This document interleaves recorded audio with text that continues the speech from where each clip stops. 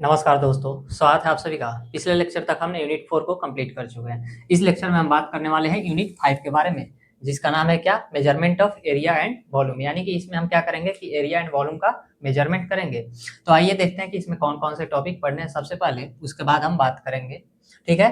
तो सबसे पहले जो है आपका डिजिटल प्लानीमीटर जो है आपके सिलेबस में दिया गया है। ठीक है? प्लानीमीटर नहीं दिया गया है, लेकिन डिजिटल चीज़ों को समझने के लिए थोड़ा-सा उससे और हम पहले चलेंगे।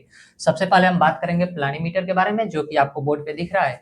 एक-एक करके अभी इसका धागा खोलेंगे, ठीक है? फिर उसके बाद से देखेंगे डिजिटल प्लानीमीटर।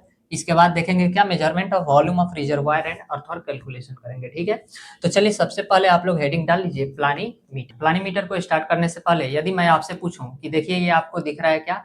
एक शेप दिख रहा है क्या? रेक्टेंगल है, स्क्वायर है या फिर आपका क्यूब है, क्यूबॉइड है। तो आपसे मैं बोलूं कि इसका एरिया कैलकुलेट करना है, तो आप तो आसानी से क्या कीजिएगा कि इस फॉर्मूले में, इसका फॉर्मूला में रखिएगा इसकी वैल्यू को और एरिया को कैलकुलेट कर लीजिएगा। क्लियर है? लेकिन अब मैं यदि आपको जब क्या किया था, कंटूर को पढ़ाना शुरू किए थे, तो कंटूर मैप उस समय आपको पढ़ना नहीं आता था। क्लियर है?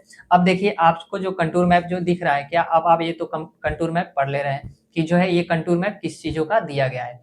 लेकिन अब इसका एरिया कैलकुलेट करना हो तो आप कैसे कैलकुलेट कीजिएगा? क्योंकि आपने तो देखा कि स्क्वायर या फिर रेक्टेंगल का, क्यूब, क्यूबॉइड या फिर स्फीयर जो भी हो, उसके फॉर्मूले से तो आप एरिया को कैलकुलेट कर लेंगे। लेकिन जब बात आती है क्या, कंटूर मैप की, कंटूर लाइन के द्वारा एरिया को कैलकुलेट करने का, तो फिर कैसे आप कैलकुलेट कीजिएगा? तो इसका जवाब जो है आपको इस लेक्चर के अंत तक मिल जाएगा। आइए लेक्चर को अंत तक देखिएगा। चलिए शुरू करते हैं। ये जो आप कंटूर मैप देख रहे हैं, इसकी हम एरिया कैलकुलेट करते हैं किससे? प्लानीमीटर से। तो प्लानीमीटर क्या है? आपका एक इंस्ट्रूमेंट है जिसकी हेल्प से जो है आप टेढ़े मेढ़े एरिया का या फिर किसी भी इरेगुलर शेप का जो है वो क्या कर सकते हैं? एरिया को कैलकुलेट कर सकते हैं। प्लानीमीटर जो होता है आपका दो तरह के होते हैं। कौन कौन से होते हैं देखिएगा। सबसे पहला जो होता है आपका, पहला है क्या? आर्मस्लर पोलर प्लानीमीटर, और सेकंड जो है आपका रोलर प्लानीमीटर। लेकिन आजकल ज्यादातर किसका यूज करते हैं? पोलर प्लानीमीटर का ही यूज करते हैं। तो हम लोग आर्मस्लर पोलर प्लानीमीटर के बारे में बात करेंगे। तो चलिए सबसे पहले हम क्या करते हैं कि प्लानीमीटर के डिफिनेशन के बारे में लिखते हैं। उसके बाद से दो टाइप्स के आपके जो है प्लानीमीटर, उसको देखेंगे। फिर हम एक एक करके इनके पार्ट्स के बारे में डिटेल्स में बात करेंगे कि एक एक पार्ट्स जो है कौन कौन से पार्ट्स हैं, फिर इस पार्ट्स के जो है काम क्या है और इसके द्वारा एरिया को मेजरमेंट आप कैसे करते हैं। तो लेक्चर को अंत तक देखिएगा। चलिए मैं प्लानीमीटर का डिफिनेशन को सबसे पहले लिखता हूँ। सबसे पहले प्लानीमीटर के बारे में एक पॉइंट क्या, कि प्लानीमीटर एक ऐसा उपकरण है, हमने आपको बताया कि जिससे क्या करते हैं हम, कि किसी भी टेढ़े मेढ़े एरिया का यानी कि इरेगुलर शेप का हम क्या करते हैं कि एरिया को यानी कि क्षेत्र का क्षेत्रफल जो है बहुत ही एक्यूरेटली मापने के लिए क्या किया जाता है? प्लानीमीटर का यूज किया जाता है। ठीक है? अब देखिएगा प्लानीमीटर के मुख्यतः दो प्रकार होता है। हमने बताया कौन कौन सा। सबसे पहला जो होता है आपका आर्मस्लर पोलर प्लानीमीटर, और सेकंड जो है आपका रोलर प्लानीमीटर। क्लियर है? देखिएगा सबसे ज्यादा जो यूज किया जाता है पोलर प्लानीमीटर का ही यूज किया जाता है। तो इसीलिए चलिए सबसे पहले हेडिंग डाल लीजिए आर्मस्लर पोलर प्लानीमीटर, और ये जो आपको इमेज दिख रहा है यही है आर्मस्लर पोलर प्लानीमीटर। इनके बारे में अब बात करते हैं एक एक करके, आप लोग लिख लीजिए। तो आइए सबसे पहले बात करते हैं आर्मस्लर पोलर प्लानीमीटर। इनके सबसे पहले हम एक एक पार्ट्स के बारे में जान लेते हैं, फिर इसके बाद देखेंगे कि इनका कंस्ट्रक्शन यानी कि ये बना कैसे है, और फिर ये वर्किंग प्रोसेस कैसे करता है यानी कि काम कैसे करता है। एक एक करके बात करेंगे। सबसे पहले हम इनके पार्ट्स के नाम लिखते हैं कि इनके कौन कौन से पार्ट्स हैं। जैसा कि आप देख रहे हैं कि हमने नंबरिंग किया है यहाँ पे, इसी नंबरिंग के अकॉर्डिंग क्या करें कि हम पार्ट्स के नाम लिख रहे हैं। और देखिए आपको क्या इसके ऊपर जो है इमेज दिख रहा है प्लानीमीटर का। क्लियर? तो आइए सबसे पहले लिखते हैं क्या, पार्ट्स ऑफ प्लानीमीटर। तो सबसे पहला जो है आपका प्लानीमीटर वो क्या है? देखिए इसमें जो है आपके आपके जैसे क्या शरीर में जो है दो आर्म है, यानी कि ये दोनों क्या है? आर्म है, भुजा ही है। ठीक है? तो इसमें भी जो है आपके आर्मस्लर पोलर प्लानीमीटर में दो आर्म्स होते हैं। एक जो होता है आपका ये होता है एंकर्स आर्म, और ये होता है ट्रेसिंग आर्म। ठीक है? तो एक नंबर जो है आपका ये है, लिखिएगा कि ट्रेसिंग आर्म। क्या? Tracing tracing arm. ठीक है? फिर सेकंड लिखिएगा, सेकंड क्या है? ये है आपका एंकर आर्म।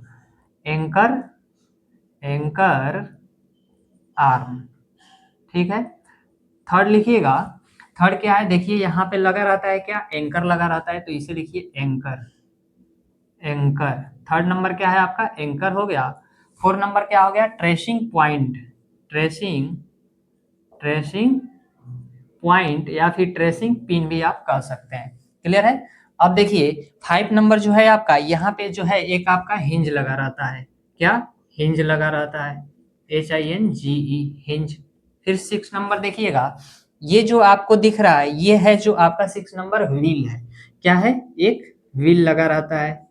7 नंबर देखिएगा क्या है, 7 नंबर जो है ग्रेजुएटेड ड्रम, ये जो है आपका ग्रेजुएटेड ड्रम है। क्लियर है? हमने इमेज में यहाँ नहीं लिखा इसलिए ताकि ज्यादा जो हो इमेज आप कंजस्टेड हो जाएगा, इसलिए हम यहाँ पार्ट्स के नाम लिख रहे हैं, यहाँ पे नंबरिंग कर दिए हैं। क्लियर है? फिर देखिएगा 7 के बाद 8 नंबर जो है आपका, ये जो हो गया आपका, देखिए ये रेड जो दिख रहा है आपका, ये है आपका 8 नंबर। ठीक है, तो ये जो है आप यहाँ से एरो लगाइएगा, जो ये सर्कल है इसे हम बोलते हैं क्या? डिस्क, यानी कि चकती हो गया।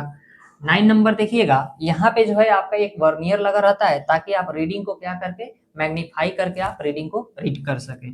तो लिखिएगा 9 नंबर क्या लगा रहता है, सॉरी 9 नंबर जो है यहाँ मैग्नीफायर लगा रहता है। तो 9 नंबर में क्या लिखिएगा? Magnifier, magnifier. क्लियर है? और 10 नंबर देखिएगा, 10 नंबर भी है कहीं, ये जो 10 नंबर आप देख रहे हैं यहाँ एक एडजस्टिंग स्क्रू लगा होता है। क्या लगा होता है? एडजस्टिंग स्क्रू लगा रहता है, जो क्या करता है आपका ट्रेसिंग आर्म को एडजस्ट करने के काम आता है। क्लियर है? तो सबसे पहले आप लोग पार्ट्स के नाम लिख लीजिए, इसके बाद हम इसके कंस्ट्रक्शन के बारे में बात करते हैं कि ये काम कैसे करता है। तो हेडिंग डालिए आर्मस्लर पोलर प्लानीमीटर, फिर हेडिंग डालिए पार्ट्स ऑफ प्लानीमीटर, इसमें पार्ट्स के सभी नाम लिख लीजिए। आप लोग पार्ट्स ऑफ प्लानीमीटर लिख लिए होंगे, तो चलिए अब बात करते हैं आर्मस्लर पोलर प्लानीमीटर के कंस्ट्रक्शन के बारे में। क्लियर है? हमने आपको क्या बताया कि जैसे आपकी ये दो आर्म्स हैं, ये दोनों क्या है? आर्म्स हैं, भुजा है। वैसे ही क्या होता है कि आर्मस्लर पोलर प्लानीमीटर में भी दो इसमें आर्म्स होते हैं। हमने बताया आपको कौन कौन से। सबसे पहला जो है आपका क्या है? ट्रेसिंग आर्म है, और दूसरा जो है आपका क्या है? एंकर आर्म है। अब देखिएगा, ये जो आपका एंकर आर्म है, एंकर आर्म इसलिए इसका एंकर आर्म नाम पड़ा क्योंकि इसके सिरे पे जो होता है क्या? एक एंकर लगा होता है, इसलिए इसे हम क्या कहते हैं? एंकर आर्म कहते हैं। क्लियर है? ये आर्म जो होता है, एंकर आर्म और ट्रेसिंग आर्म, दोनों एक हिंज के द्वारा, देखिएगा मैंने यहाँ रेड पॉइंट दिखाया है, यानी कि एक हिंज के द्वारा क्या हुआ है? जुड़ा हुआ है। क्लियर है? यही आपका हिंज है। क्लियर? 5 नंबर। तो ये जो होता है एंकर आर्म और ट्रेसिंग आर्म दोनों आपस में किसके द्वारा जुड़े होते हैं? एक हिंज के द्वारा जुड़ा होता है। ये सारी बातें हम अभी थ्योरी के रूप में आपको लिखवाएंगे एक एक करके। अभी आप लोग सिर्फ बातों को ध्यान से सुनिए, और यहाँ जो इमेज हमने बनाया है इसको आपको कॉपी में बनाना है, और ये जो इमेज आपको दिख रहा है इससे आप लोग रिलेट करते चलिए, क्योंकि वहाँ क्लियर इमेज, बोर्ड पे इमेज बनाना बहुत कठिन हो जाता है मार्कर से, क्योंकि आप क्या करते हैं कि डबल मार्कर चलाते हैं कि डार्क हो जाए, तब तक क्या होता है कि मिटने लगता है। क्लियर है? तो समझने का कोशिश कीजिएगा। तो हमने आपको क्या बताया कि इसमें दो आर्म्स होते हैं, कौन कौन से? एक होता है आपका ट्रेसिंग एंकर आर्म और दूसरा होता है क्या? Tracing arm. ये दोनों जो होते हैं आपस में एक हिंज के द्वारा जुड़े होते हैं। क्लियर है? इसे एंकर आर्म इसलिए नाम दिया गया क्योंकि यहाँ पे एक एंकर लगा होता है जो कि क्या करता है कि इस प्लानीमीटर को फिक्स पोजीशन में बनाए रखता है जब आप एरिया को मेजर करते हैं तो। ठीक है? तो ये जो है 3 नंबर क्या है? आपका एंकर है, जो क्या करता है? प्लानीमीटर को फिक्स पोजीशन में बनाए रखता है। अब देखिएगा ट्रेसिंग आर्म के बारे में। यहाँ जो है आपका एक ट्रेसिंग पिन लगा रहता है, इसलिए इस आर्म को हम क्या कहते हैं? ट्रेसिंग आर्म कहते हैं। और ये आर्म जो होता है आपका, ये जो है एडजस्टेबल होता है। इसे आप जो है क्या फिक्स स्क्रू के द्वारा या फिर स्लो मोशन स्क्रू के द्वारा क्या कर सकते हैं? इस आर्म को आगे पीछे एडजस्ट कर सकते हैं। क्लियर है बात यहाँ तक? तो हमने बताया क्या कि इस पे जो है आपका एक ट्रेसिंग पिन लगा होता है, इसलिए इसे ट्रेसिंग आर्म कहते हैं। ये आर्म्स जो होते हैं आपके एडजस्टेबल होते हैं, जबकि जो है आपका एंकर आर्म जो होता है क्या होता है? फिक्स होता है। और एंकर आर्म जो होता है ट्रेसिंग आर्म से छोटा भी होता है। क्लियर है? इस आर्म को क्या कर सकते हैं कि फिक्स स्क्रू द्वारा या फिर स्लो मोशन स्क्रू द्वारा आप एडजस्ट भी कर सकते हैं अपनी आवश्यकता के अनुसार। अब देखिएगा आपको क्या, अब मान लीजिए क्या कि आपका जो है ये एरिया एक दिया गया है, जिसको आपको क्या करना है कि इसका एरिया जो है कैलकुलेट करना है, यानी कि क्षेत्रफल इसका फाइंड आउट करना है इस क्षेत्र का। क्लियर है? तो इसके लिए आप क्या करते हैं कि इस एरिया के बाउंड्री पे जो है इसी ट्रेसिंग पिन को जो है आप बहुत ही सावधानी पूर्वक क्या करते हैं? रखते हैं, और इसे ही इस एरिया के किनारे किनारे जो है चलाया जाता है, जैसा कि आप इमेज में देख पा रहे हैं। क्लियर है।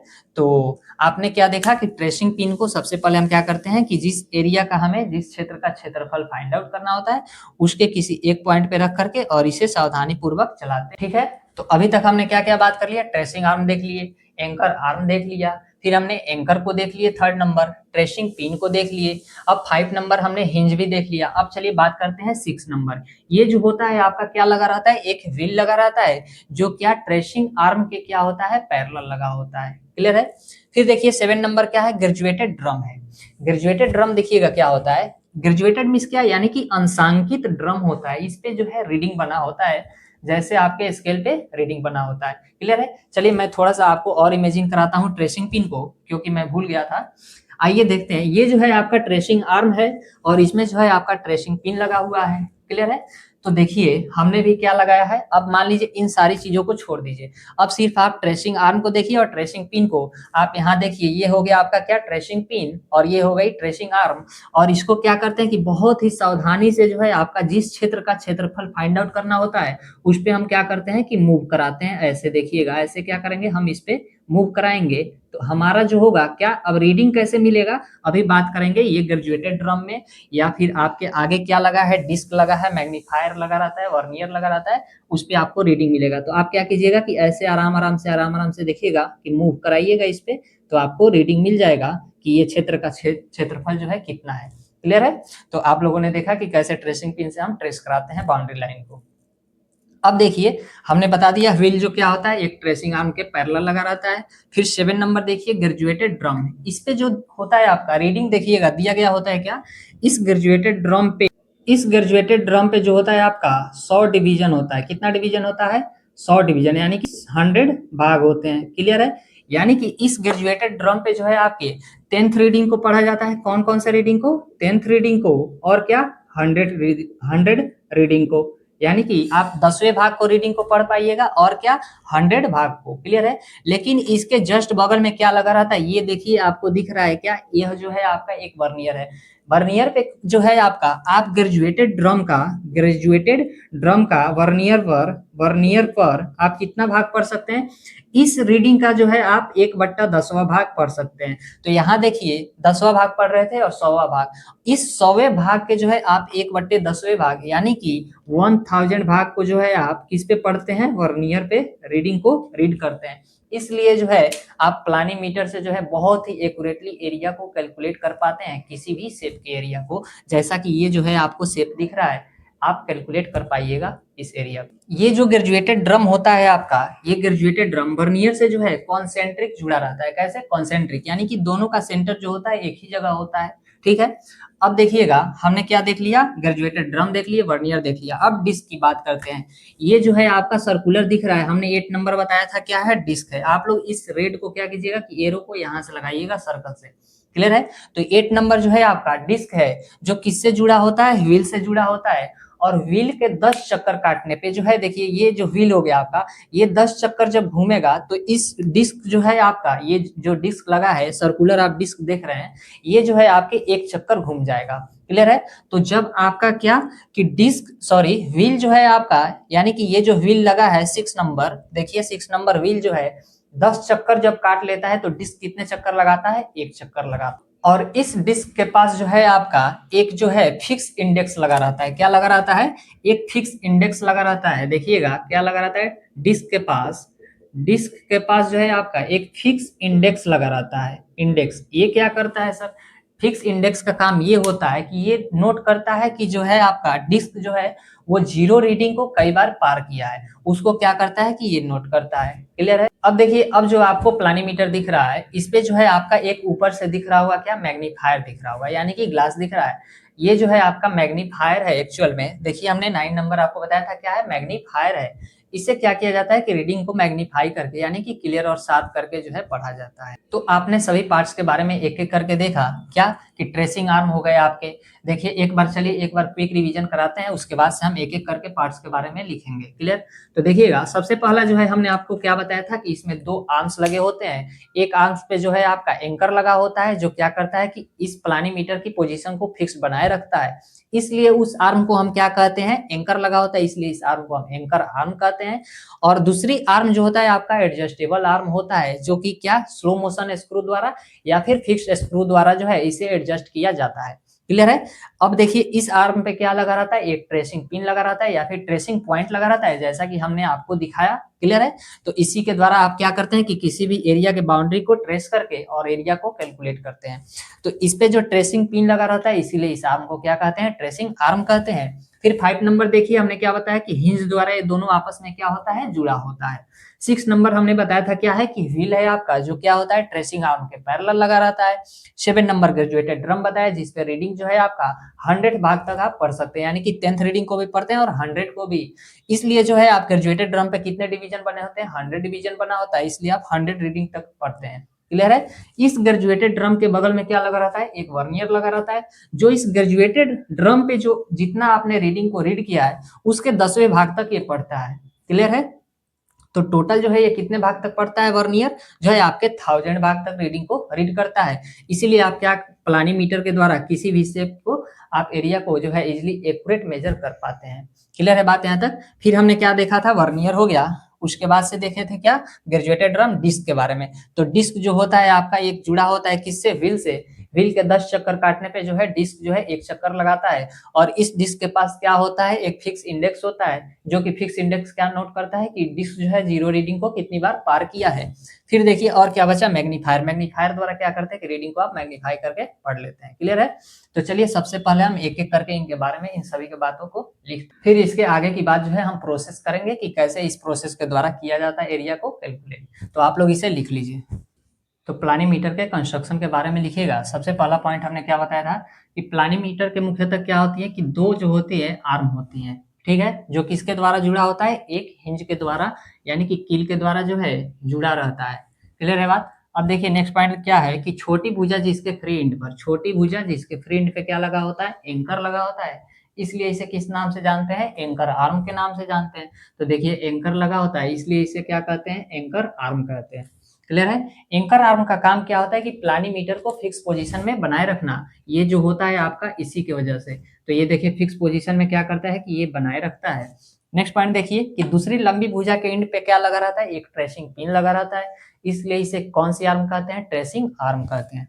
तो ये देखिए कहाँ है कि ट्रेसिंग पॉइंट लगा होता है या फिर ट्रेसिंग पिन कह सकते हैं, इसलिए इसे क्या कहते हैं, ट्रेसिंग आर्म कहते हैं।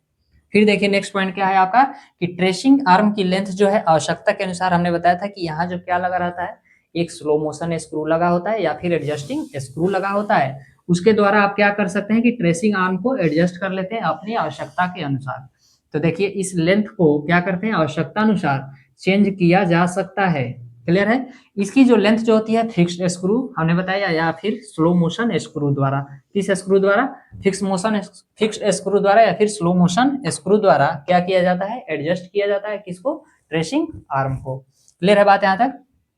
नेक्स्ट पॉइंट देखिए कि जिस बाउंड्री का एरिया आपको क्या करना होता है कि निकालना होता है, उसके अलोंग क्या किया जाता है, ट्रेसिंग पिन को मूव कराया जाता है। जैसे हमने देखिए यहाँ से क्या किया था, इसको मूव कराया था एरिया पे। आपको कोई भी एरिया निकालना हो, क्या करना हो, आपको कोई भी एरिया निकालना हो, इस ट्रेसिंग पिन को क्या कीजिएगा कि इसके अलोंग जो है आप क्या कीजिएगा, ऐसे ही मूव कराइएगा ड्राइंग शीट पे। क्लियर है? तो देखिए वही बात लिखा है कि बाउंड्री का एरिया क्या करना होता है, निकालना होता है। ट्रेसिंग पिन को क्या उस बाउंड्री के अलोंग यानी कि उस बाउंड्री के अलोंग क्या किया जाता है, मूव कराया जाता है। क्लियर है? इसके बाद हम बात किए थे व्हील के बारे में। तो व्हील जो है देखिए क्या है कि ट्रेसिंग आर्म के दूसरे सिरे की ओर क्या लगा रहता है, एक मेजरिंग व्हील लगा रहता है। क्या लगा रहता है, मेजरिंग व्हील, जो क्या होता है, ट्रेसिंग आर्म के पैरेलल होता है। तो ये देखिएगा नीचे लिखा है ट्रेसिंग आर्म के पैरेलल होता है। क्लियर है बात? तो यहाँ तक आप लोग लिख लीजिए, हम नेक्स्ट पॉइंट को लिखते हैं। अब चलिए व्हील के बाद जो है ग्रेजुएटेड ड्रम के बारे में लिख लेते हैं। तो लिखिएगा ग्रेजुएटेड ड्रम में क्या हमने क्या बताया कि व्हील जो होता है, व्हील के साथ कॉन्सेंट्रिक एक ड्रम जुड़ा होता है, ठीक है, जो क्या करता है कि 100 डिवीजन में डिवाइड किया गया होता है। कितने डिवीजन में, 100 डिवीजन में डिवाइड किया गया होता है। देखिएगा 100 डिवीजन में डिवाइड किया गया होता है। और क्या ड्रम के डिवीजन से क्या 10th रीडिंग और क्या 100th रीडिंग भाग जो है प्राप्त किया जाता है, हमने आपको बताया। ठीक है, इसके बगल में क्या लगा होता है, एक वर्नियर लगा होता है, जो इस ड्रम के रीडिंग का 1/10 भाग प्राप्त होता है। तो टोटल कितना हो गया, 1/1000वां भाग हो गया। ठीक है, तो आइए देखिए, ड्रम के पास जो होता है एक छोटा क्या लगा रहता है, वर्नियर लगा होता है, जिसकी क्या सहायता से वर्नियर के ड्रम का 1/10वां भाग जो है रीडिंग को रीड लेने में सहायता करता है। क्लियर है बात। अब देखिए, इसलिए जो है वर्नियर की रीडिंग का 1000 भाग जो है क्या प्राप्त होता है। क्लियर है। अब देखिए, बात करते हैं डिस्क के बारे में। ये जो है आपका डिस्क 8 नंबर जो है ये डिस्क है। ठीक है, तो देखिए, व्हील की कंप्लीट रिवॉल्यूशन हमने आपको बताया था क्या, कि व्हील की कंप्लीट रिवॉल्यूशन डिस्क पर पढ़ा जाता है। जो क्या, जब व्हील जो है आपका 10 चक्कर लगाता है तो डिस्क कितने चक्कर लगाता है, 1 चक्कर लगाता है। तो देखिए, व्हील के 10 चक्कर काटने पर जो है डिस्क कितना चक्कर लगाता है, 1 चक्कर लगाता है। क्लियर है। अब बात करते हैं डिस्क के ऊपर क्या लगा रहता है, फिक्स इंडेक्स, जो क्या करता है, जिसका यूज क्या होता है, कि यूज इसलिए पता करने के लिए किया जाता है कि डिस्क का जो है जीरो रीडिंग कितनी बार क्या कर गया, कि इंडेक्स को क्रॉस कर गया। क्लियर है। जीरो रीडिंग के प्रत्येक कंप्लीट क्रॉसिंग को कैलकुलेशन में क्या किया जाता है, एन से रिप्रेजेंट किया जाता है। इसको आप लोग ध्यान रखिएगा, ये जो फॉर्मूला में आएगा आपका एन। क्लियर है। तो जीरो रीडिंग के प्रत्येक कंप्लीट क्रॉसिंग को किससे कैलकुलेशन में डिनोट करेंगे, एन से। यानी कि जो है डिस्क का जो जीरो है कितनी बार जो है आपका फिक्स इंडेक्स को क्रॉस कर गया है, इसको हम एन से डिनोट करेंगे फॉर्मूला में। तो यहां तक आप लोग लिख लीजिए। नेक्स्ट पॉइंट लिखिएगा, मैग्नीफायर। क्लियर है। तो मैग्नीफायर में देखिए क्या हमने बताया था, कि प्लानीमीटर में क्या दिया जाता है, मैग्नीफायर दिया जाता है। इसका यूज क्या किस लिए करते हैं, डिवीजन और रीडिंग को क्या, देखिए क्लियरली देखने के लिए। किसके लिए, क्लियरली, यानी कि मैग्नीफाई करके। क्लियर है, हमने यही बताया था आपको। अब देखिए, ये जो प्लानीमीटर है आपका, ये 3 पॉइंट पे जो है आपका रेस्ट करता है। यानी कि अब मान लीजिए क्या, कि ये मार्कर हो गया, इसको आप जमीन पे या फिर पेपर पे कहीं भी रखिएगा तो ये किसी पॉइंट के लॉन्ग क्या, किसी सरफेस के लॉन्ग क्या करेगा, रेस्ट करेगा। वैसे ही प्लानीमीटर को क्या, जब आप ड्राइंग शीट पे रखते हैं तो ये 3 पॉइंट पे क्या करता है, रेस्ट करता है। कौन कौन से सर, आइए देखते हैं। सबसे पहला जो है आपका, एक हमने बताया था क्या, व्हील बताए थे। एक जो यहाँ लगा रहता है, क्या लगा रहता है, व्हील लगा रहता है। फिर सेकंड क्या होता है, सेकंड जो होता है आपका एंकर पॉइंट होता है। क्या, एंकर एंकर पॉइंट। क्लियर है। और थर्ड जो होता है आपका, वो होता है ट्रेसिंग पॉइंट, यानी कि 4 number, tracing tracing point. Clear है। तो कितने पॉइंट पे रेस्ट कर, 3 पॉइंट पे रेस्ट करता है। कौन कौन से, सबसे पहला जो है आपका व्हील है, सेकंड क्या है आपका एंकर पॉइंट है, और थर्ड जो है आपका ट्रेसिंग पॉइंट है। देखिएगा, व्हील जो है आपका, ये कभी कभी क्या करता है, कि रोल करता है, कभी कभी क्या करता है, रोल करता है, या फिर कभी जो है आपका स्लाइड करने लगता है। क्लियर है। अब देखिए, रोल और स्लाइड में क्या अंतर आपको पता है। देखिए, हम जब क्या कर रहे हैं, कि जब ये क्या होगा, कि प्लानीमीटर को चलाया जाएगा, तो अगर आपका व्हील जो है ऐसे रोल करेगा, देखिए मार्कर कैसे गोल घूम रहा है, रोल हो रहा है, तो क्या होगा, कि आपको रीडिंग प्राप्त होगा। क्लियर है। जब क्या होगा, व्हील जो है रोल करेगा, तब आपकी रीडिंग को प्राप्त होगी। लेकिन जब आपके क्या हो, कि यही जो व्हील है क्या स्लाइड कर जाए, ऐसे कहीं फिसल जाए, स्लाइड कर जाए, तो आपकी रीडिंग इससे प्राप्त नहीं होगा। क्लियर है बात। अब देखिए, एंकर पॉइंट को हमने बताया, तो एंकर पॉइंट हमने आपको बताया था कि क्या रहता है, ये फिक्स रहता है। तो ये जो एंकर पॉइंट होता है आपका, क्या होता है, कि फिक्स्ड होता है। और ये ट्रेसिंग पॉइंट जो होता है, क्या होता है, मूव एलोंग बाउंड्री। यानी कि इसका मतलब क्या सर, हमने बताया था, BOUNDARY, यानी कि बाउंड्री के अलोंग क्या कराएंगे, मूव कराएंगे। जैसे मान लीजिए क्या, कि आपका ये कोई क्या हो गया, एरिया हो गया। जब आपको क्या करना है, कि इसका क्षेत्रफल जो है कैलकुलेट करना है। क्लियर है। तो अब आप क्या कीजिएगा, कि ट्रेसिंग पॉइंट को हमने, देखिए ये ट्रेसिंग पॉइंट हो गया, तो इसको क्या बताया था, कि बाउंड्री के अलोंग जो है मूव कराते हैं। ठीक है। तो ये ट्रेसिंग पॉइंट क्या करता है, कि बाउंड्री के अलोंग मूव करता है, जबकि एंकर पॉइंट जो होता है आपका फिक्स रहता है। क्लियर है। अब देखिएगा, अगर ये जो आपका एरिया, जिसका क्या करना है, आपको एरिया कैलकुलेट करना है, अगर ये क्षेत्र जो है आपका क्या हो, स्मॉल हो, तो इस जो है आपको प्लानीमीटर को आप कहाँ रखते हैं, बाहर रखते हैं। यानी कि इस एरिया से हम कहाँ रखेंगे, बाहर रखेंगे, और फिर ऐसे क्या कराएंगे, कि ट्रेस कराएंगे। ठीक है। लेकिन अगर ये एरिया जो है आपका बड़ा है, यानी कि लार्ज एरिया है, तो फिर हम इस प्लानीमीटर को क्या करेंगे, कि अंदर रख करके और ऐसे ट्रेस कराएंगे। क्लियर है बात यहाँ तक। अब देखिएगा इस प्लानीमीटर के द्वारा जब आप क्या करेंगे कि किसी भी मैप का एरिया को कैलकुलेट करेंगे तो आप कहीं से स्टार्ट करेंगे, इस क्या ट्रेसिंग पॉइंट को स्टार्टिंग पॉइंट मतलब ट्रेस करने के लिए कहीं से तो स्टार्ट करेंगे। मान लेते हैं क्या कि ये जो है हमारा ट्रेसिंग पॉइंट यहाँ हो गया, चलिए हम निशान लगा दे रहे हैं। मान लेते हैं क्या कि सबसे पहले जो है हमने ट्रेसिंग पॉइंट मान लिया यहाँ पे स्टार्टिंग पॉइंट, ठीक है। और इस समय हम क्या करते हैं कि ड्रम या फिर व्हील पे जो है हम इनिशियल रीडिंग को देख लेते हैं और उस इनिशियल रीडिंग को यानी कि इनिशियल रीडिंग जो है हम देख लेते हैं। जब हमारा क्या होता है ट्रेसिंग पॉइंट जो है स्टार्टिंग पॉइंट पे होता है तो इनिशियल रीडिंग जो है आपका देख लेते हैं और इसे हम डिनोट करेंगे किससे, आई से। क्लियर है। तो ये देखिएगा उसके बाद से हम इनिशियल रीडिंग को देख लेंगे स्टार्टिंग पॉइंट पे जब आपका ट्रेसिंग पॉइंट जो होगा। फिर अब क्या करेंगे कि बहुत ही सावधानी पूर्वक जो है इस बाउंड्री के अलॉन्ग क्या करेंगे, ऐसे ही मूव कराएंगे। देखिए जैसे हम मूव करा रहे हैं, ठीक है। हमने बताया आपको कि जब एरिया जो हो आपका क्या हो, छोटा हो, तो इस प्लानीमीटर को हम बाहर रखेंगे। जब एरिया आपका लार्ज हो तो हम क्या करेंगे, प्लानीमीटर को अंदर रखेंगे। तो ऐसे हम ट्रेस कराएंगे और ट्रेस कराते जाएंगे कराते जाएंगे कराते जाएंगे, ठीक है। इसे हम आप जो है क्लॉकवाइज भी करा सकते हैं या फिर एंटी क्लॉकवाइज भी करा। जब आप क्लॉकवाइज करवाइएगा इसे ट्रेसिंग पॉइंट को मूव तो क्या लेंगे आप फॉर्मूले में प्लस लेंगे, और जब एंटी क्लॉकवाइज कराइएगा तो आप माइनस लीजिएगा। क्लियर है। इसके बाद देखिए आप करते करते फिर कहाँ आप आ जाइएगा, जब आप क्या हो जाएगा कि आपकी फाइनल जो है ट्रेसिंग हो जाएगी तो आप स्टार्टिंग पॉइंट पे आ जाइएगा। तो आप क्या कीजिएगा कि ड्रम पे या फिर व्हील पे जो है आप फाइनल रीडिंग को नोट कर लेंगे और इसे हम डिनोट करेंगे किससे, एफ से। हमने इनिशियल रीडिंग को आई से डिनोट किया, फाइनल रीडिंग को एफ से डिनोट किए, और एक हमने इससे पहले डिनोट किया है क्या, एन से। एन क्या था आपका कि आपके जो है डिस्क जो है वो फिक्स इंडेक्स के कितनी बार क्रॉस किया है, ठीक है। तो चलिए इस प्रोसेस के बारे में लिखते हैं। आप लोग यहाँ तक लिख लीजिए।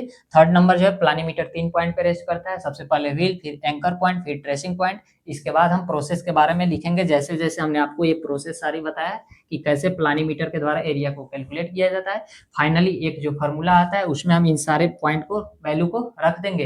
एन की वैल्यू, आई की वैल्यू आपकी इनिशियल रीडिंग जो होगी, फाइनल रीडिंग जो होगा आपका, ठीक है। और एक मल्टीप्लाई कांस्टेंट आता है एम, फिर एक कांस्टेंट आता है इंस्ट्रूमेंट कांस्टेंट, उसको रख करके हम क्या करेंगे कि रीडिंग को रीड कर लेंगे। क्लियर है। तो आप लोग यहाँ तक लिख लीजिए।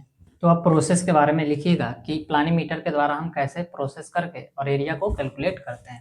तो आइए देखते हैं हमने क्या बताया कि ड्रम जो होता है या फिर व्हील कभी कभी क्या करता है कि स्लाइड करता है या फिर कभी क्या करता है कि रोल करता है। देखिए यहाँ स्लाइड करता है और रोल करता है। व्हील के घूमने पर क्या रीडिंग प्राप्त होता है, लेकिन जब स्लाइड करता है तो रीडिंग नहीं मिल पाता है, ठीक है। फिर हमने क्या बताया कि एंकर जो होता है आपका फिक्स रहता है, और ट्रेसिंग आर्म को क्या कराया जाता है कि बाउंड्री के अलोंग ट्रेसिंग पॉइंट को जो है वो क्या करते हैं, बाउंड्री के अलोंग मूव कराते हैं।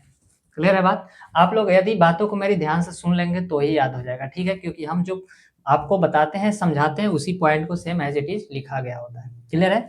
तो आप लोग क्या ज्यादा समझने पे कोशिश कीजिए और उसके बाद से इस थ्योरी को एक बार आप रीड कर लीजिएगा तो आपको समझ में बिल्कुल आ जाएगा। अगर आपने पिछले लेक्चर को नहीं देखा है तो हमने प्लेलिस्ट में क्या किया है कि पूरी एक सर्वेइंग की जो है नया प्लेलिस्ट क्रिएट कर दिया है, आप लोग जाकर के वहां लाइन से देख सकते हैं। चलिए आइए देखते हैं नेक्स्ट पॉइंट को। जब मैप का एरिया हमने बताया कि छोटा होता है तो हम क्या कहाँ रखते हैं, प्लानीमीटर को बाहर रखते हैं, और जब एरिया आपका बड़ा होता है तो अंदर रखते हैं। यही बात लिखा गया है। देखिए एरिया क्या हो आपके बड़ा हो तो एंकर आर्म कहाँ होता है, एरिया के अंदर रखा जाता है, और जब क्या हो कि छोटा हो तो एंकर आर्म को कहाँ रखा जाता है, एरिया के बाहर रखा जाता है। क्लियर है बात। फिर देखिए हमने क्या बताया कि फिगर को बाउंड्री के सुटेबल स्टार्टिंग पॉइंट लेंगे। ये जो है आपका क्या हो गया, एरिया हो गया, तो यहाँ से हम क्या करेंगे सुटेबल स्टार्टिंग पॉइंट लेते हैं। फिर यहाँ से हम ट्रेसिंग पॉइंट स्टार्ट करते हैं। इससे पहले हम क्या करते हैं कि ड्रम या व्हील पे इनिशियल रीडिंग को ले लेते हैं। तो आइए देखिए स्टार्टिंग पॉइंट को क्या करते हैं कि मार्क करते हैं। फिर क्या करते हैं कि ट्रेसिंग पॉइंट को ठीक उसी स्टार्टिंग पॉइंट, देखिए यहाँ पे क्या लिखा है, स्टार्टिंग पॉइंट पर रखा जाता है। उसके बाद क्या करेंगे, ट्रेसिंग जो स्टार्टिंग करने से पहले व्हील या फिर ड्रम का क्या ले लेंगे, इनिशियल रीडिंग यानी कि आई ले लिया जाता है। फिर क्या करते हैं, ट्रेसिंग पॉइंट को पूरे बाउंड्री के अलॉन्ग मूव कराते हैं। उसके बाद से आप क्या पूरी बाउंड्री ट्रेस करने पर क्या मिल जाता है, ट्रेसिंग पॉइंट को वापस उसी स्टार्टिंग पॉइंट पर लाया जाता है। इस तरह से आपका जो है फाइनल रीडिंग क्या मिल जाता है, एफ मिल जाता है। क्लियर है बात यहाँ तक। चलिए अब इसके आगे हम पॉइंट को लिखते हैं, आप लोग यहाँ तक नोट कर। अब देखिए फाइनल रीडिंग लेने के बाद क्या देखा जाता है कि जो है आपका ट्रेसिंग के दौरान डिस्क का जीरो, यानी कि ये जो डिस्क है इसका जीरो जो है वो क्या फिक्स इंडेक्स को कितनी बार पार किया है, और उस संख्या को हम किससे डिनोट कर देंगे, n से डिनोट कर देंगे। क्लियर है, इस n का जो है फॉर्मूला में यूज होगा। अब देखिएगा, अब क्या करते हैं कि मैप का एरिया जो है निम्न फॉर्मूला से ज्ञात कर लेते हैं। तो देखिए इस एरिया का फॉर्मूला क्या है आपका, एरिया ए इक्वल टू आपका क्या होता है formula, m into final reading minus क्या, इनिशियल रीडिंग, प्लस माइनस कितना 10 इंटू n प्लस क्या होता है c होता है। क्लियर है, ये आपका जो फॉर्मूला है प्लानीमीटर के लिए, इसको आप लोग याद रखिएगा। क्लियर है, अभी बात करते हैं इसमें कि ए क्या है, एम क्या है, एक एक करके देखेंगे। ए जो है आपका वो क्या है, एरिया ऑफ मैप। ए क्या है, एरिया ऑफ मैप। क्लियर है, और एम क्या है, तो एम जो है आपका मल्टीप्लाइंग कांस्टेंट, क्या मल्टीप्लाइंग कांस्टेंट है। क्लियर है, एफ जो है आपका हमने आपको बताया था क्या है कि फाइनल रीडिंग है, और आई जो है आपका क्या है, इनिशियल रीडिंग है। क्लियर है, और सी जो है आपका ये कांस्टेंट फॉर इंस्ट्रूमेंट, यानी कि इंस्ट्रूमेंट के लिए जो है आपका क्या है, कांस्टेंट है, कांस्टेंट फॉर इंस्ट्रूमेंट। क्लियर है, तो ये जो हो गया आपका इस तरह से फॉर्मूले, और यहाँ जो है ए क्या है, एरिया ऑफ मैप हो गया, एम जो है मल्टीप्लाइंग कांस्टेंट है, एफ जो हो गया फाइनल रीडिंग, आई जो हो गया इनिशियल रीडिंग हो गया, और सी क्या है आपका कांस्टेंट फॉर इंस्ट्रूमेंट, यानी कि एक इस इंस्ट्रूमेंट के लिए जो है आपका एक कांस्टेंट दिया गया है, उसको यूज करना है। अब देखिए एन और सी को क्या है दिया है कंडीशन यहाँ पे, क्या, जब डिस्क का 0 अंक जो है इंडेक्स को क्या करता है कि क्लॉकवाइज पार करता है, तो इसे हम क्या लेते हैं, पॉजिटिव लेते हैं। देखिए फॉर्मूला में पॉजिटिव और निगेटिव दोनों हमने साइन यूज किया है, यहाँ आप लोग देख सकते हैं। ठीक है, तो प्लस कब लेंगे, जब क्या डिस्क का 0 इंडेक्स जो है 0 अंक इंडेक्स को क्या पार करे, क्लॉकवाइज पार करे, तो प्लस लेंगे, और जब एंटी क्लॉकवाइज पार करेगा तो क्या ले लेंगे, माइनस ले लेंगे। क्लियर है, अब देखिए सी को हम कब यूज करते हैं, सी को तभी ऐड करेंगे जब क्या एंकर पॉइंट जो हो आपका, ये क्या था आपका एरिया था, आपको कैलकुलेट करना था। अगर एंकर आर्म जो है इसके अंदर है तब इसको क्या करेंगे, ऐड करेंगे सी को, वरना क्या करेंगे, इसे ऐड नहीं करेंगे। क्लियर है बात, तो चल डिजिटल प्लानिंग मीटर के बारे में। क्लियर है, इस लेक्चर को स्टार्ट करने से बता दूं पहले कि ये जो है आपका डिजिटल प्लानिंग मीटर पिछले साल ही आपके सेमेस्टर के एग्जाम में पूछा गया है। ये यूनिट छोटा भी है, तो ये टॉपिक जो है आपको दोबारा आने के चांसेस भी है, तो लेक्चर को अंत तक देखिएगा, हम एक एक करके बात करने वाले हैं डिजिटल प्लानिंग मीटर के बारे में। क्लियर है, तो आइए देखते हैं डिजिटल प्लानिंग मीटर। सारी दुनिया क्या हो रही है कि टेक्नोलॉजी की तरफ आगे बढ़ रही है, तो हम लोग भी प्लानिंग मीटर से कहाँ शिफ्ट होंगे, डिजिटल प्लानिंग मीटर पे। प्लानिंग मीटर के बारे में हमने आपको बताया था कल, क्या कि जो होता है आपका प्लानिंग मीटर का यूज किसके लिए किया जाता है, किसी भी इरेगुलर शेप का, क्या बताया था कि किसी भी इरेगुलर शेप का जो है वो क्या एरिया को कैलकुलेट करने के लिए प्लानिंग मीटर का यूज किया जाता है। क्लियर है, डिजिटल प्लानिंग मीटर का भी यूज जो है हम किसी भी एरिया के इरेगुलर शेप के एरिया को एक्यूरेटली मेजर करने के लिए, एरिया कैलकुलेट करने के लिए जो है डिजिटल प्लानिंग मीटर का यूज किया जाता है। डिजिटल प्लानिंग मीटर में देखिएगा क्या होता है कि इसमें जो होते हैं आपके फंक्शन के दिए होते हैं, उसके द्वारा आप क्या करते हैं कि जिस यूनिट में आपको क्या आंसर चाहिए होता है, इस एरिया को क्या करना होता है, कैलकुलेट करना होता है, उसको आप डायरेक्टली फीड कर देते हैं। और जो आपके जो जिस मैप बनाया गया है आपके, ये जो मैप आपके बनाया गया है, ये मैप किस पे बनाया गया होगा, स्केल पे बनाया गया होगा, क्योंकि ग्राउंड पे तो ये एक्चुअल में बहुत बड़ा होता है। ठीक है, तो हम लोग मैप पे क्या स्केल लेकर के बनाते हैं, तो इस स्केल को भी क्या आप जो है वो डिजिटल प्लानिंग मीटर में जो है डायरेक्ट फीड करने की क्या होती है कि इसमें फंक्शन की दिया गया होता है। क्लियर है, डिजिटल प्लानिंग मीटर्स की पार्ट्स की बात करें तो चलिए सबसे पहले हम डिजिटल प्लानिंग मीटर के बारे में 2 लाइन लिखते हैं, उसके बाद से हम एक एक करके इनके पार्ट्स के बारे में बात करेंगे। इसमें भी जो है आपके प्लानिंग मीटर की तरह कई पार्ट्स होते हैं, उनको हम एक एक करके देखेंगे। तो चलिए सबसे पहले हम डिजिटल प्लानिंग मीटर के बारे में लिखते हैं, जो बातें हमने अभी समझा है। तो चलिए सबसे पहले डिजिटल प्लानिंग मीटर के बारे में 2 पॉइंट लिखिए। क्या हमने बताया कि पोलर प्लानिंग मीटर की तरह ही क्या होता है ये कि एक एडवांस वर्जन है जो क्या करता है, इरेगुलर शेप की एरिया को क्या करता है, एक्यूरेटली मेजर करता है। तो इरेगुलर शेप का एरिया जो है कैसे मेजर करता है, एक्यूरेट। क्लियर है, एक्यूरेट मेजर किया जाता है। इसकी सहायता से हमने क्या बताया कि प्राप्त एरिया के माप को अन्य यूनिट में, क्या बताया कि अन्य यूनिट में चेंज करने की आवश्यकता नहीं होती, चूंकि क्योंकि इसमें मैप में यूज स्केल जो आपने मैप में स्केल का यूज किया है, वह जो यूनिट आपको चाहिए, यानी कि डिजायर्ड मीन्स क्या कि जो आपकी इच्छा हो, जिस यूनिट में आपको एरिया चाहिए, डिजायर्ड यूनिट को फीड करना, यानी कि उसमें क्या करना, फीड करने की सुविधा होती है, किसके द्वारा, फंक्शन की में प्रदान की गई होती है। क्लियर है? तो अब चलिए बात कर लेते हैं कि डिजिटल प्लानीमीटर्स के कौन कौन से पार्ट्स हैं। तो लिखिएगा एक एक करके डिजिटल प्लानीमीटर्स के पार्ट्स के बारे में। सबसे पहला जो आपका पार्ट्स है वो क्या होता है कि रोलर होता है। क्या होता है? रोलर होता है। फिर सेकंड नंबर लिखिएगा आप कि ट्रेसिंग पॉइंट, ट्रेसिंग पॉइंट, क्या लिखिएगा, ट्रेसिंग पॉइंट। थर्ड नंबर लिखिएगा ट्रेसिंग, ट्रेसिंग मैग्नीफायर, मैग्नीफायर। और फिर फोर्थ नंबर जो है ट्रेसिंग आर्म होता है। क्या? Tracing, tracing arm. इसको आप सेकंड नंबर भी कर सकते हैं। क्लियर है? 5 नंबर जो आप लिखिएगा, एक डिजिटल की बात है तो डिजिटल इस पे एक डिस्प्ले होगा, तो लिखिएगा डिजिटल, डिजिटल डिस्प्ले। क्लियर है? डिजिटल चीजें हैं तो इसमें बैटरी भी होगा, तो लिखिएगा एक क्या कि स्ट्रॉन्ग लॉन्ग लाइफ बैटरी लिखिएगा, लॉन्ग लाइफ। अभी बात करेंगे 6 नंबर के बारे में, लॉन्ग लाइफ बैटरी। क्लियर है? फिर जो है आपका 6 नंबर में लिखिएगा फंक्शन की। अब देखिए फंक्शन की में क्या क्या होता है आपका, फंक्शन की, फंक्शन की, फंक्शन की में क्या क्या होता है। तो सबसे पहले डिजिटल चीज है तो आपके ऑन करने की इसमें व्यवस्था होगी, तो लिखिएगा ऑन। फिर इसे ऑफ करने के लिए होगा तो लिखिए ऑफ। इसके बाद और क्या हो सकता है, स्टार्ट का बटन होता है। क्या होता है? स्टार्ट का बटन होता है। यूनिट 1 होता है। क्या? यूनिट 1, यूनिट 2 होता है आपका। फिर आपका स्केल होता है, जो आप स्केल को इसमें फीड करिएगा। फिर आपका जो होता है स्केल के बाद लिखिएगा एवर होता है। क्या होता है? एवर, यानी कि एवरेज निकालेंगे। फिर आपका मेन्यू होता है। क्या? मेन्यू। फिर आपके होल्ड बटन होता है। और क्या होता है? 0 से लेकर के और 9 तक डिजिट होते हैं। क्लियर है? तो इतने डिजिट इतने सारे आपके फंक्शन की होते हैं। कौन कौन से?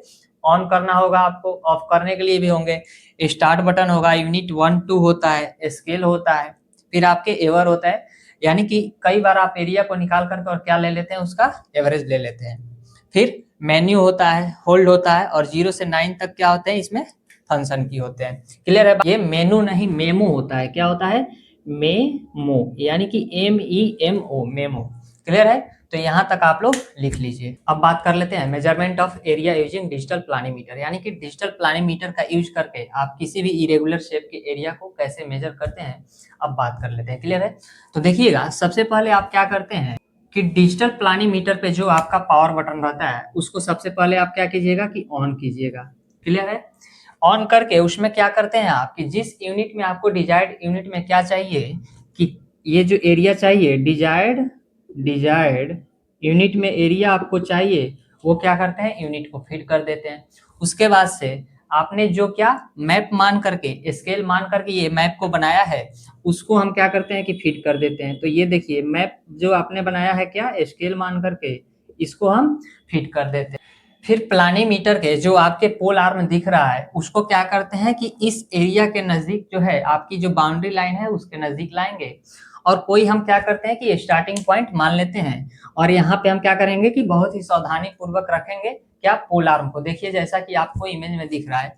उसके बाद से हम क्या करेंगे, देखिए जैसे उसमें क्या किया जा रहा है कि पोल आर्म से प्लानीमीटर के द्वारा जो है आपके एरिया के बाउंड्री को ट्रेस किया जा रहा है। क्लियर है? आप क्या करेंगे कि ट्रेस करेंगे, और फिर क्या करेंगे कि आप जैसे जैसे ट्रेस कीजिएगा आपको डिस्प्ले पे रीडिंग जो है आपका मिलता जाएगा। और फिर क्या करेंगे कि आपने जहां से स्टार्टिंग पॉइंट पे क्या, स्टार्टिंग पॉइंट से आपने रीडिंग को रीड करना शुरू किया था, वहां पे ला करके हम रोकते हैं, और उसके बाद से हम डिस्प्ले पे क्या करते हैं कि रीडिंग को रीड कर लेते हैं। क्लियर है? फिर देखिए अब आपको क्या कि इस क्षेत्र का जो है आपको एरिया मिल गया। एरिया मिल गया किसमें, आपकी डिजायर्ड यूनिट में, जिस यूनिट में आपको एरिया चाहिए उसमें मिल गया है। ठीक है? अब देखिए अगर आपको इस एरिया को और ज्यादा एक्यूरेट क्या करना हो कि कैलकुलेट करना हो, मान लीजिए कि एक बार आपने ऐसे घुमाया, कुछ गड़बड़ हो जाए, कुछ गलती हो जाए, कुछ मिस्टेक हो जाए, तो क्या होगा कि थोड़ी सी आपकी जो रीडिंग आएगी वो गलत आएगी। इसके लिए आप क्या करते हैं कि कई बार जो है हम डिजिटल प्लानीमीटर के द्वारा इस बाउंड्री को ट्रेस कराते हैं, और जो रीडिंग हमें मिलता है एवरेज का की दबा करके, एवर जो आपको पहले हमने लिखवाया है, एवर का बटन दबा करके और क्या करते हैं कि दोबारा ट्रेस करते हैं, फिर आप क्या करते हैं कि रीडिंग को ले लेते हैं। तो एवरेज रीडिंग हम ले लेते हैं किसके लिए, मोर एक्यूरेट रिजल्ट के लिए। क्लियर है बात। तो चलिए इसको एक एक करके पहले लिखते हैं, इसके बाद से हम इसके वर्किंग प्रोसेस को लिखेंगे। तो देखिए जो पॉइंट हम लोगों ने समझा है उसी को लिखा गया है, आइए लिखते हैं इसे एक एक करके। सबसे पहला पॉइंट हमने क्या बताया कि डिजिटल प्लानीमीटर का पावर ऑन करके, क्या पावर ऑन करके और फंक्शन की पर एरिया की डिजायर्ड यूनिट, यानी कि जिस आपको यूनिट में चाहिए एरिया, वह क्या मैप में यूज्ड स्केल क्या करते हैं, फीड करते हैं, यानी कि उसमें इंटर करते हैं। फिर देखिए प्लानीमीटर का पोल आर्म हमने बताया आपको कि प्लानीमीटर का जो पोल आर्म है ये मान लीजिए क्या हो गया, आपका कोई एरिया हो गया, ठीक है। तो प्लानीमीटर के पोल आर्म को एरिया के नजदीक क्या करते हैं, स्थापित करते हैं। क्लियर। एरिया की बाउंड्री लाइन पर स्थित उचित उचित जो है आपका, यानी कि सुटेबल स्टार्टिंग पॉइंट मान लेते हैं। क्या मानते हैं, स्टार्टिंग पॉइंट को मान लेते हैं। तो चलिए मान लेते हैं हमारा स्टार्टिंग पॉइंट जो है यहाँ हो गया। क्लियर है बात। फिर देखिए आप क्या करेंगे कि ट्रेसिंग पॉइंट को एरिया की बाउंड्री पर सावधानी पूर्वक चलाते हैं। ट्रेसिंग पॉइंट को क्या करेंगे कि सावधानी पूर्वक चलाएंगे और ध्यान रखते हैं क्या कि कर्व पर, कहाँ, कर्व पर, यानी कि ये जो है कर्व पर ट्रेसिंग पॉइंट का कांटेक्ट एक्यूरेसी, क्या कांटेक्ट एक्यूरेसी के साथ क्या हो कि बाउंड्री लाइन पर जो है वो कर्व से बना रहे। क्लियर है। यानी कि आपकी पोल आर्म जो है वो क्या हो कि बाउंड्री लाइन के साथ कांटेक्ट जो है एक्यूरेसी के साथ बना रहे। फिर देखिए ट्रेसिंग पॉइंट पे पुनः आप क्या कीजिएगा कि आप चला रहे हैं, ट्रेस कर रहे हैं, और इसके बाद आप कहाँ आ जाइएगा, फिर आप इनिशियल पॉइंट पे आ जाइएगा। तो पुनः इनिशियल पॉइंट पर लौट आने पर क्या करते हैं कि डिस्प्ले पर जो आपका एरिया को क्या करते हैं, रीड कर लेते हैं। क्लियर है। एरिया रीड करके नोट कर लेंगे। फिर देखिए इस प्रोसेस को कई बार दोहरा करके और हम क्या ले लेते हैं कि अधिक परिशुद्ध, यानी कि ज्यादा एक्यूरेट के लिए हम इस मान का क्या ले लेते हैं, औसत लेकर के, और प्राप्त किया जा सकता है। क्लियर है बात। तो चलिए इसके अब इस प्लानीमीटर के, डिजिटल प्लानीमीटर के वर्किंग प्रोसेस के बारे में बात करते हैं कि जो इस पे सारे फंक्शन की होते हैं उसको कैसे यूज करके और एरिया को कैलकुलेट आप करते हैं। बात कर लेते हैं डिजिटल प्लानीमीटर के वर्किंग प्रोसेस के बारे में कि इसके द्वारा वर्क कैसे किया जाता है। ठीक है। तो चलिए सबसे पहले हम क्या बनाते हैं, एक मैप बनाते हैं जिसको आपको क्या करना है कि प्लानीमीटर के द्वारा आपको एरिया को कैलकुलेट करना है। क्लियर है। तो चलिए हमने यह एक क्या बना दिया, मैप बना दिया। इस पे जो है देखिए आपका जो है ये एक जो है इरेगुलर शेप का एरिया है, इससे को आपको फाइंड आउट करना है। क्लियर है कि ये एरिया कितना है। ठीक। तो सबसे पहले आप क्या कीजिएगा कि ये जो ड्राइंग शीट पे जो है आपका एरिया बना है, इसे सबसे पहले क्या करते हैं कि हॉरिजॉन्टल प्लेन में, ये मान लीजिए क्या हो गया आपका हॉरिजॉन्टल प्लेन, इस ड्राइंग शीट को क्या कीजिएगा कि रखिएगा। क्लियर है। उसके बाद से देखिए हमने क्या बताया सबसे पहले आपको कि हॉरिजॉन्टल प्लेन में रखेंगे किसको, मैप को। फिर क्या सेकंड नंबर जो है देखिए क्या, इसको अभी हम लैंग्वेज में लिखवाएंगे, शॉर्ट में हम पॉइंट नोट करते चल रहे हैं कि कैसे क्या हो रहा है। क्लियर है। अब देखिए आपने क्या किया कि ड्राइंग शीट पे बने जो है आपके मैप है उनको क्या किया कि हॉरिजॉन्टल प्लेन में रख दिया। इसके बाद जो है फंक्शन की सहायता से आपका क्या कीजिएगा कि जो है आपका डिजिटल प्लानीमीटर उसको ऑन कीजिएगा। तो क्या कीजिएगा, सेकंड में ऑन कीजिएगा। उसके बाद देखिए क्या करते हैं, ऑन करके और उसमें जो आपकी डिजायर्ड यूनिट में जो है आपकी एरिया चाहिए उसको फिल करते हैं। किसकी सहायता से, फंक्शन की सहायता से डिजायर्ड डिजायर्ड यूनिट को हम क्या करेंगे, फिल करेंगे। और फिर देखिए आपका जो जिस स्केल पे जो है ये मैप बनाया गया है उस स्केल को भी हम क्या करते हैं कि स्केल की सहायता से फिल करते हैं। क्लियर है। तो इसके बाद क्या करेंगे कि स्केल को हम फिल करते हैं। फिर देखिए अब देखिए ये जो है आपका मैप, इस पे अब हमने क्या माना था, कोई स्टार्टिंग पॉइंट मान लेते हैं। तो हमने स्टार्ट किया था यहाँ से, तो इसको स्टार्टिंग पॉइंट मान लिया। क्लियर है। इसके बाद से डिजिटल प्लानीमीटर के पोल आर्म को, जैसा कि हमने आपको पीछे दिखाया, क्या करते हैं कि स्टार्टिंग पॉइंट पे लाते हैं। उसके बाद से हम क्या करेंगे, स्टार्टिंग पॉइंट पे लाएंगे, स्टार्टिंग पॉइंट पे, और क्या करते हैं कि बीप साउंड को सेट कर लेते हैं, बीप साउंड, और क्या सेट कर, जीरो की को सेट कर लेते हैं, क्या, जीरो की। क्लियर है। बीप साउंड सेट कर लेंगे और जीरो की कहाँ ला करके, स्टार्टिंग पॉइंट पे। इसके बाद हम क्या करते हैं कि आपके प्लानीमीटर के जो आर्म है उसको हम क्या करते हैं कि स्टार्टिंग पॉइंट से क्या करेंगे कि मूव कराते हैं, ट्रेस कराते कराते, और फाइनल जो है आपके पॉइंट पे लाएंगे। उसके बाद से हम क्या करेंगे कि होल्ड बटन दबा करके, क्या, होल्ड बटन दबा करके, होल्ड बटन दबा करके, और फाइनल रीडिंग जो है आपका वो नोट कर लेते हैं। फाइनल रीडिंग जो है आपका नोट कर लेते हैं। तो स्टार्टिंग में आपने क्या किया, शुरू में एक बार चलिए फिर से हम देखते हैं। सबसे पहले आपने क्या कि ड्राइंग शीट पे जो आपका मैप बनाया गया है उसको आपने क्या किया कि हॉरिजॉन्टल प्लेन में रखा। फिर आपने क्या किया कि फंक्शन की सहायता से ऑन बटन किया, ठीक है, डिजिटल प्लानीमीटर को ऑन किए। फिर आप क्या करते हैं, स्केल की सहायता से स्केल को फिल करते हैं। देखिए स्केल की सहायता से स्केल की को फिल करते हैं। फिर डिजायर्ड यूनिट आपको जिस यूनिट में चाहिए उसको आप यूनिट की सहायता से फिल करते हैं। क्लियर है। फिर हमने क्या बताया कि स्टार्टिंग पॉइंट पे जो है आप स्टार्टिंग पॉइंट लेते हैं, पोल आर्म को वहीं पे लाते हैं और क्या करते हैं कि प्लानीमीटर में जो है बीप साउंड को है सेट कर लेंगे। और क्या सेट करेंगे, जीरो की को सेट करेंगे। जीरो क्योंकि यहाँ से आपने रीडिंग को स्टार्ट किया और फिर क्या करेंगे कि हम ट्रेस करते करते करते और फिर आएंगे यहीं पे और क्या करते हैं कि रीडिंग को नोट कर लेते हैं होल्ड करके। क्लियर है। अगर आपको देखिएगा कि अगर आपको क्या चाहिए कि ज्यादा एक्यूरेट चाहिए तो हमने पीछे ही बताया आपको कि क्या कर लेते हैं कि एवर की दबा करके और फिर यहाँ से क्या करेंगे कि रीडिंग लेना शुरू करेंगे और फाइनली जाकर के फिर यहाँ क्या करेंगे कि एवरेज बटन दबाकर और रीडिंग को नोट कर लेते हैं। क्लियर है। तो इस तरह से जो है आपका डिजिटल प्लानीमीटर का कुछ वर्किंग प्रोसेस होता है। तो चलिए इसको हम एक एक करके लिखते हैं। आप लोग इसे शॉर्ट में चाहें तो ऐसे लिख सकते हैं या फिर अभी और पॉइंट है नीचे, इसमें हमने जितनी सारी पॉइंट बोली है इसमें 10-11 पॉइंट है लगभग, तो उसको आप लोग खुद से लिखिएगा ऐसे ही शॉर्ट में। आप लोग सिर्फ इतना याद रखिएगा कि हॉरिजॉन्टल प्लेन में सबसे पहले स्थापित करते हैं, फिर क्या करते हैं ऑन करते हैं, डिजायर्ड यूनिट फिल करते हैं, फिर आपको जिस स्केल पे मैप बनाया गया है उसको फिल करेंगे। फिर क्या करेंगे कि स्टार्टिंग पॉइंट मानेंगे, वहां बीप साउंड को सेट करते हैं और क्या सेट करेंगे, जीरो। स्टार्टिंग पॉइंट पे जीरो और बीप साउंड को सेट करेंगे। फिर हम क्या करेंगे, पोल आर्म को ट्रेस कराएंगे, फाइनल रीडिंग जा करके होल्ड करके बटन को ले लेंगे। ज्यादा एक्यूरेट चाहिए हमें एरिया तो क्या करेंगे कि फिर एवर की को दबा करके और पुनः ट्रेस कराएंगे और फिर क्या करेंगे रीडिंग को ले लेंगे। एक और बात देखिए कि अगर ये एरिया आपका बहुत बड़ा हो तो इसे क्या करते हैं कि कई छोटे छोटे एरिया में हम डिवाइड कर देते हैं और उसके बाद से हर एक एरिया का क्या करेंगे कि एरिया कैलकुलेट करके और क्या करते हैं ऐड कर देते हैं। क्लियर है बात यहाँ तक। तो चलिए इसको हम मिटा करके और क्या लिखते हैं, वर्किंग प्रोसेस डिजिटल प्लानीमीटर के बारे में लिखते हैं। तो चलिए एक एक करके वर्किंग प्रोसेस को लिखते हैं। सबसे पहला पॉइंट हमने क्या बताया था कि ड्राइंग शीट पर बने एरिया को क्या करते हैं कि हॉरिजॉन्टल प्लेन में, देखिएगा जो हम बॉक्स में बंद करेंगे इसे आप शॉर्ट नोट्स के तौर पे तैयार करते जाइएगा, सिर्फ उसी को याद रखिएगा। ये सेंटेंस पूरा एग्जाम में आसानी से लिख दीजिएगा क्योंकि ये बहुत ही इंपॉर्टेंट टॉपिक है। यही एक दो टॉपिक है आपका इस यूनिट में और ये आना ही आना है, ठीक है। तो चलिए नेक्स्ट पॉइंट देखते हैं कि ऑन फंक्शन की को क्या करते हैं, दबा करके डिस्प्ले पर जीरो सेट करते हैं। तो दूसरी बार में क्या करते हैं, दूसरा पॉइंट ऑन की करते हैं। क्लियर है। और क्या करेंगे कि जीरो सेट करेंगे, इसके आगे लिखिएगा जीरो सेट करते हैं। थर्ड में हमने क्या बताया था कि स्केल की सहायता से मैप में यूज स्केल को फीड करते हैं। तो स्केल को फीड कीजिएगा थर्ड नंबर में। क्लियर है। फिर हमने क्या बताया था कि यूनिट की हेल्प से डिजायर्ड यूनिट को फीड कीजिएगा। तो यहाँ देखिए डिजायर्ड यूनिट को हम फीड करेंगे। क्लियर है। फिर हमने बताया था कि दिए गए एरिया की बाउंड्री पर लाइन पर स्थित जो है स्टार्टिंग पॉइंट हमने माने थे। तो क्या मानेंगे कि स्टार्टिंग पॉइंट पर क्या लेंगे कि एक आवर्धक वृत्त के रूप में क्या ट्रेसिंग पॉइंट स्थापित करते हैं। क्लियर है। तो स्टार्टिंग पॉइंट स्थापित करेंगे, ये कोई हो गया आपका क्या एरिया हो गया, यहाँ पे हमने स्टार्टिंग पॉइंट स्थापित कर लिया।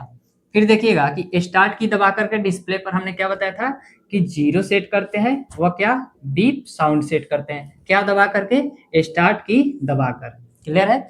ये देखिएगा नेक्स्ट पॉइंट देखिए कि गिवन एरिया के आउटर पेरीफेरी पे, आउटर पेरीफेरी मतलब क्या कि बाहरी परिधि पे। क्लियर है। तो आउटर पेरीफेरी पर क्या क्लॉकवाइज डायरेक्शन में, किधर क्लॉकवाइज डायरेक्शन में ट्रेसिंग पॉइंट लगातार धीरे धीरे क्या करते हैं चलाते हैं। क्लियर है। फिर देखिए एक चक्कर पूर्ण होने पर ट्रेसिंग पॉइंट पुनः इनिशियल पॉइंट पर वापस लौट आता है। ठीक इसी समय क्या करते हैं कि होल्ड की दबाकर, हमने बताया था आपको कि होल्ड की दबा करके और डिस्प्ले का क्या करेंगे कि रीडिंग को रीड करके और नोट कर लेते हैं। क्लियर है बात। फिर देखिए इसके बाद यह रीडिंग ही एरिया का क्या होगा डिजायर्ड यूनिट में, डिजायर्ड यूनिट में जो होगा आपका यहाँ से एरिया निकल जाएगा। क्लियर है बात। फिर देखिए हमने बताया कि अधिक परिशुद्ध मापन हेतु हम क्या दबाते हैं कि एवर की दबाते हैं, एवरेज की, और इसके बाद हम क्या कर लेते हैं कि एवरेज ले लेते हैं यही प्रोसेस के द्वारा। क्लियर है। फिर देखिए अधिक बड़े एरिया के लिए हमने क्या बताया था कि छोटे छोटे एरिया में पहले बांट करके और फिर उसे ऐड करके और टोटल एरिया हम फाइंड आउट कर लेंगे। तो अधिक बड़े एरिया के लिए मापन के लिए उस एरिया को क्या करते हैं कि सब एरिया में, किसमें सब एरिया में बांटकर प्रत्येक एरिया को अलग अलग देखिएगा कि क्षेत्रफल ज्ञात करके और सभी क्षेत्रफल को क्या कर लेते हैं कि जोड़ करके और डिटेल्ड जो है आपका एरिया यानी कि विस्तृत क्षेत्रफल जो है ज्ञात किया जाता है। क्लियर है बात? तो आपने देखा वर्किंग प्रोसेस जो है डिजिटल प्लानीमीटर का कैसे किया जाता है। क्लियर है? थोड़ा थ्योरेटिकल पार्ट है और क्या है प्रैक्टिकली है। आप लोग देखिएगा कि कैसे कैसे काम किया जा रहा है, थोड़ा सा उससे रिलेट कीजिएगा, तुरंत याद हो जाएगा। केवल आपको प्रोसेस याद करना है। क्या? मान लीजिए जैसे आप लोग खाना खाते हैं तो सबसे पहले क्या करेंगे कि रोटी को तोड़ते हैं, सब्जी लगाते हैं, फिर मुंह में लाते हैं। यही बात तो है। सबसे पहले हम हॉरिजॉन्टल प्लेन में सेट करेंगे, उसके बाद जीरो सेट करते हैं, स्केल की सहायता से स्केल फीड करते हैं, फिर हम क्या करेंगे डिजायर्ड यूनिट को फीड करते हैं स्टार्टिंग पॉइंट पे, स्टार्टिंग पॉइंट ले लेते हैं, फिर क्या करते हैं स्टार्टिंग की को दबा करके जीरो व बीप साउंड सेट कर लेते हैं, बीप साउंड सेट कर लेंगे, फिर क्लॉकवाइज डायरेक्शन में ट्रेस करेंगे। उसके बाद क्या करेंगे फिर आप इनिशियल पॉइंट पे पहुंच जाइएगा तो रीडिंग मिलेगा, होल्ड की दबा करके रीडिंग को रीड कर लीजिएगा। क्लियर है? फिर आपका जो एरिया मिल जाएगा डिजायर्ड यूनिट पे एरिया होगा। अब क्या करते हैं कि एवर की दबा करके एवरेज ले लीजिएगा, ज्यादा एक्यूरेट आपको एरिया मिल जाएगा। ज्यादा बड़ा एरिया होगा तो छोटे छोटे एरिया में क्या कीजिएगा डिवाइड करके और उसे क्या कर लेंगे कि ऐड करके और डिटेल्ड एरिया का एरिया आप लोग फाइंड आउट कर लीजिएगा। क्लियर है बात?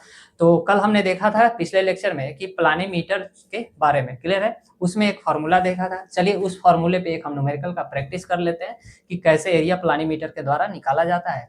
तो आप लोग इसे नोट कर लीजिए, मैं न्यूमेरिकल को लिखता हूँ बोर्ड। देखिएगा क्वेश्चन आपको बोर्ड पे दिख रहा होगा, मैं पढ़ रहा हूँ। क्या दिया है कि calculate the area of figure from the following readings by a planimeter with anchor point outside the figure. यानी कि आपका एंकर पॉइंट किधर है? आउटसाइड द फिगर है, तो यहाँ क्या सी को ऐड करेंगे? नहीं करेंगे। क्लियर है? तो फिर देखिएगा आगे क्या दिया है कि outside the figure initial reading आपका दिया है कितना 7 पॉइंट। चलिए इनिशियल रीडिंग को हम कितना लिख रहे हैं? आई से लिख रहे हैं। क्लियर है? कितना दिया है? 7.875, 7.875 दिया है। क्लियर है? फिर देखिए क्या दिया है, फाइनल रीडिंग दिया है 3 पॉइंट, फाइनल रीडिंग जो है आपका कितना है 3.086। क्लियर है?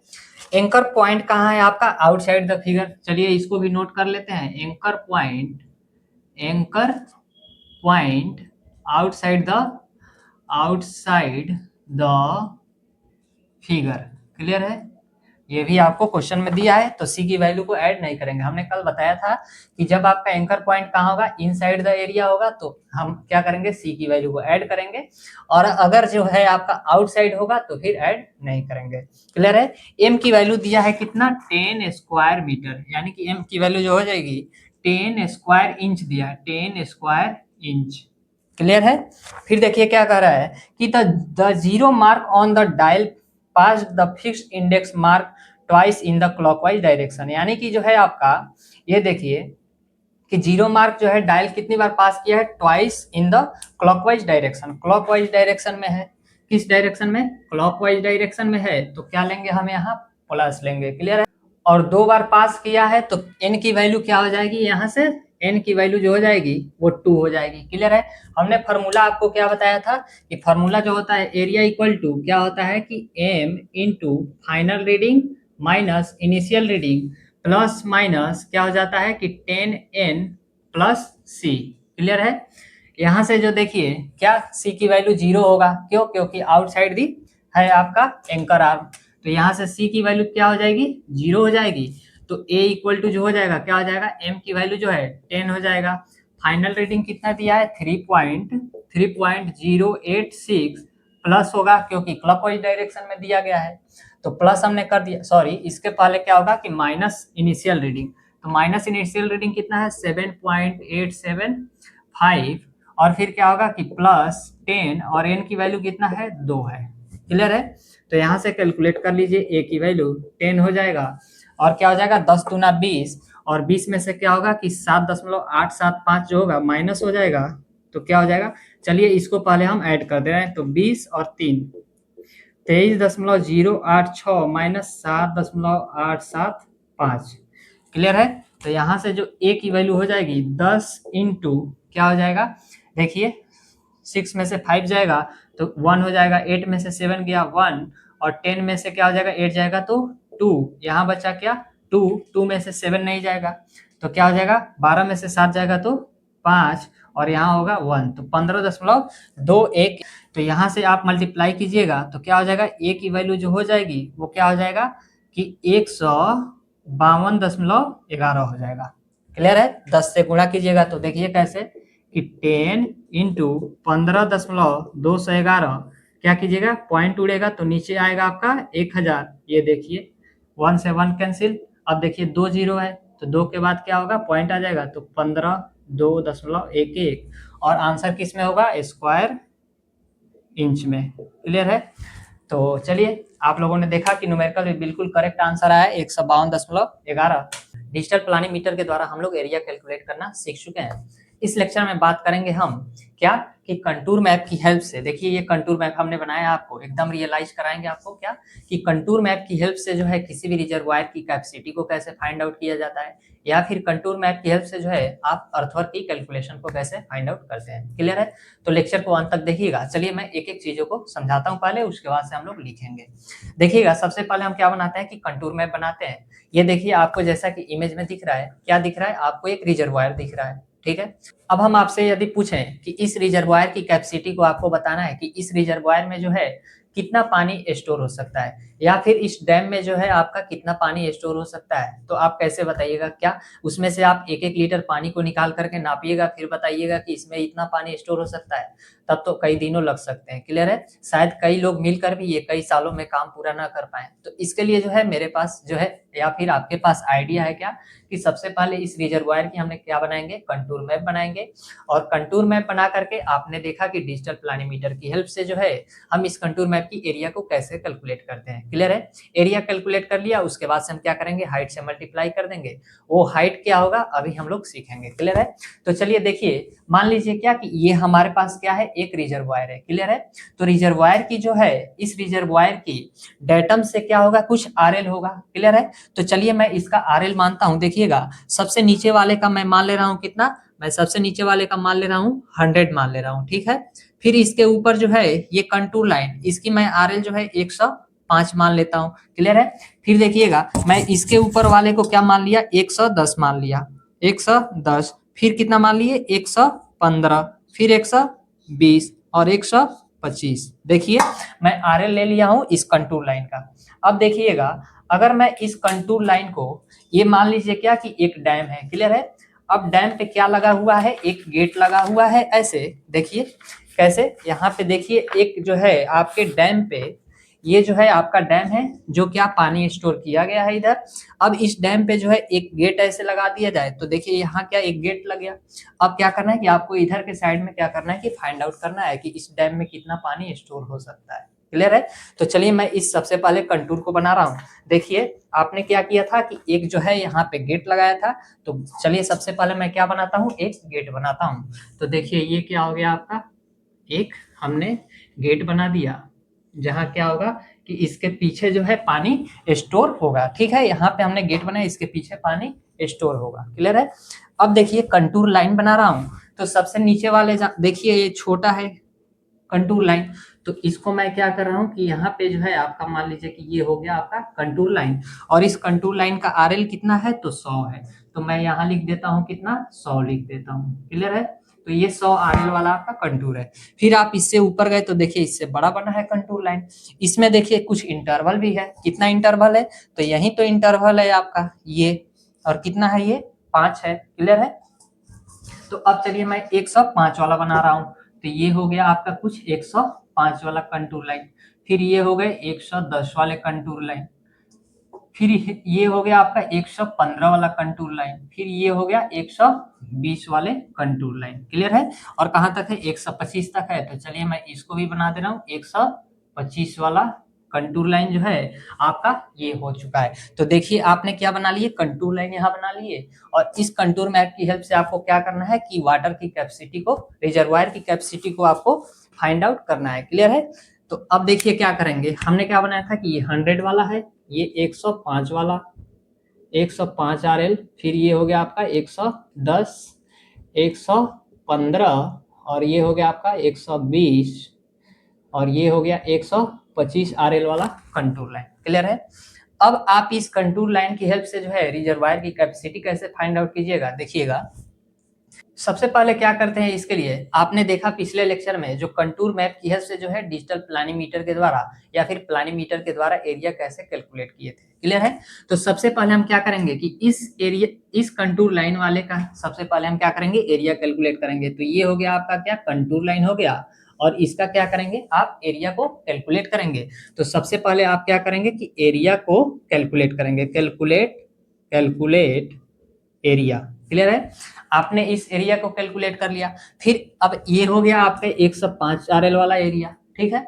फिर आप क्या करेंगे कि 110 आरएल वाले को, 10 आरएल वाले कंटूर लाइन की क्या करेंगे कि एरिया को कैलकुलेट करेंगे। तो फिर आपने क्या किया कि इसको भी आपने प्लानीमीटर की हेल्प से एरिया को कैलकुलेट कर लिया। तो 105 वाले का कर लिया, 110 वाले का कर लिया, क्लियर है। अब देखिए, अब बात आती है क्या कि आपको तो वॉल्यूम फाइंड आउट करना है। तो आपने दो कंटूर लाइन की क्या किया कि कंसेक्यूटिव कंटूर की आपने एरिया को फाइंड आउट कर लिया, क्लियर है। अब देखिए इनके बीच जो थिकनेस है, जैसे क्या, ये देखिए आपका क्या है, कंटूर लाइन बना हुआ है, ठीक है। अब मैं क्या करूं कि इस स्ट्रिप को, पतला पतला जो स्ट्रिप है आपका, इसको मैं ऐसे काट दूं तो क्या एक थाली की जैसे हो जाएगा, और कुछ इसका थिकनेस भी होगा। यही तो है आपका कंटूर इंटरवल, और कंटूर इंटरवल कितना लिया था हमने कि 5 लिया है, क्लियर है। तो आपका जो है यहाँ कंटूर इंटरवल कितना है, यानी कि CI जो है आपका वो कितना है, 5 मीटर है, क्लियर है। और ये 105 मीटर वाला कंटूर है, ये 110 मीटर वाला कंटूर इंटरवल जो है आपका 5 मीटर है। तो ये देखिए ग्राउंड जो है आपका एक्चुअल में क्या हो रहा है कि ऐसे जो है बढ़ता जा रहा है बाहर की तरफ, क्लियर है। एक शेप का तो है नहीं। कंटूर इंटरवल जो है 5 है, और दोनों लाइन की आपने क्या किया कि एरिया को कैलकुलेट कर लिया। इसको हम मान ले रहे हैं क्या कि A1 और A2 मान ले रहे हैं। इस एरिया को हमने मान लिया A1, और क्या मान लिया, इसको A2 मान लिया, क्लियर है। इसको हमने A1 और इसको A2 ले लिए, क्लियर है। अब क्या करेंगे कि इस दोनों एरिया को, यानी कि 105 वाले आरएल को और 110 आरएल वाले को क्या करेंगे कि एवरेज ले लेंगे। तो चलिए इसका मैं इस एरिया का एवरेज ले लेता हूं। तो ये हो गया आपका एवरेज, क्लियर है।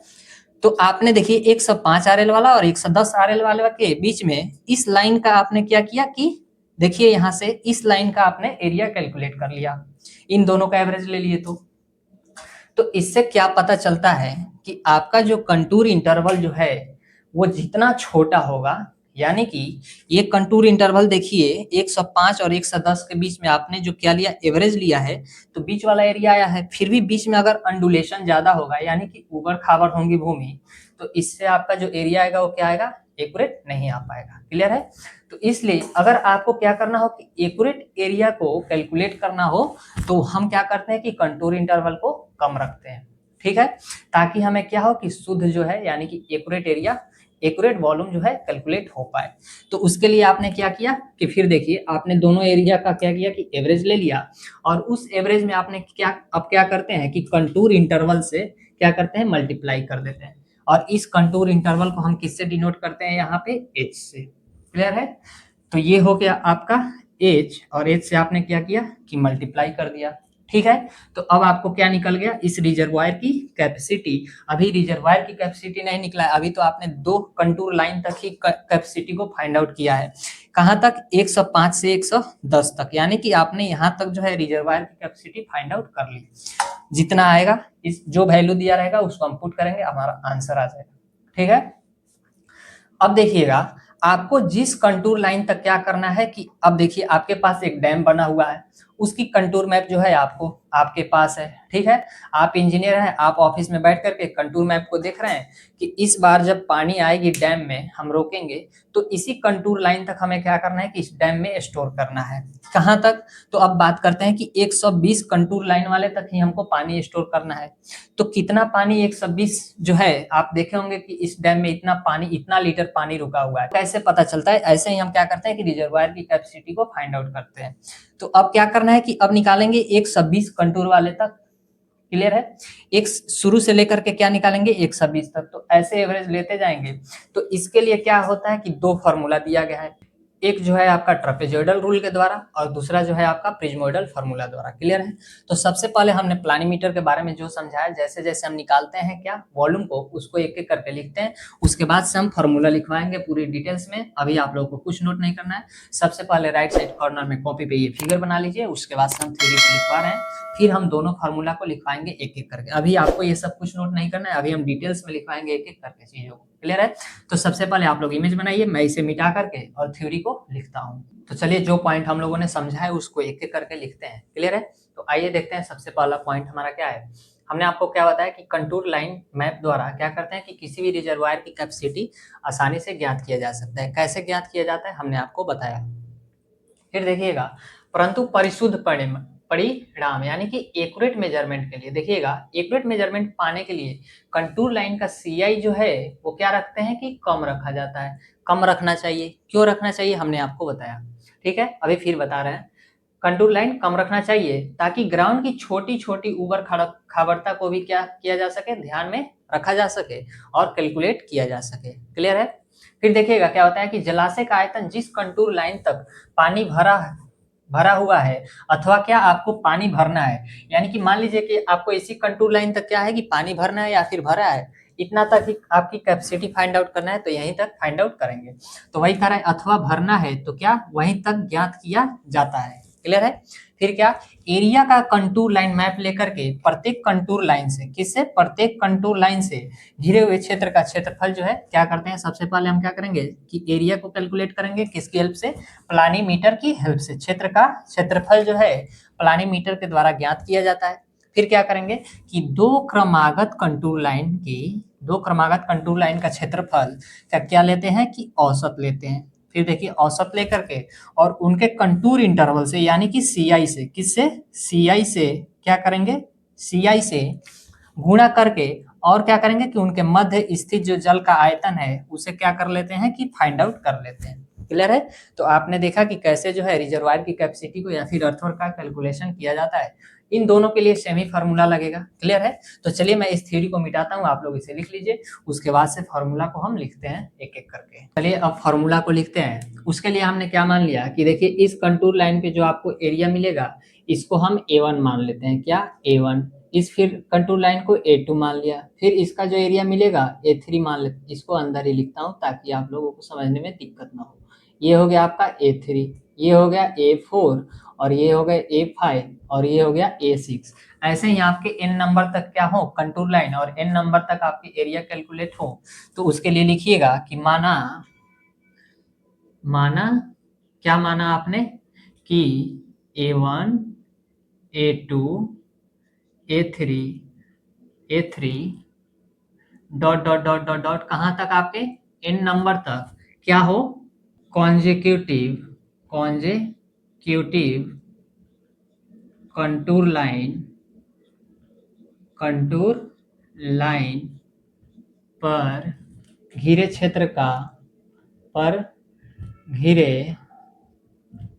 का क्षेत्रफल हो, तो आपने देखा कि क्या कंटूर इंटरवल हम क्या लेते हैं, अगर आपके कंटूर इंटरवल क्या हो, h क्या हो, कंटूर इंटरवल हो, और भी क्या हो, वॉल्यूम ऑफ रिजर्वायर। क्लियर है? आपने क्या लिया कि A1 A2 के क्या मान लिए कि एरिया मान लिया। ठीक है, उसके बाद से H जो हो गया आपका क्या हो गया, कंटूर इंटरवल। ये जो आप कंटूर इंटरवल देख रहे हैं यही तो आपका H है, यानी कि हाइट ले लिया। क्लियर है? ये जो है आपका कंटूर इंटरवल हो गया H। क्लियर है? तो अब देखिएगा उसके बाद से क्या हो, V अगर वॉल्यूम ऑफ रिजर्वायर हो, तो सबसे पहले हमने क्या लिया था कि दो एरिया को लिए थे और उसका क्या ले लिए थे, एवरेज। तो फिर लिखिएगा दो कॉन्जिक्यूटिव कंटूर लाइन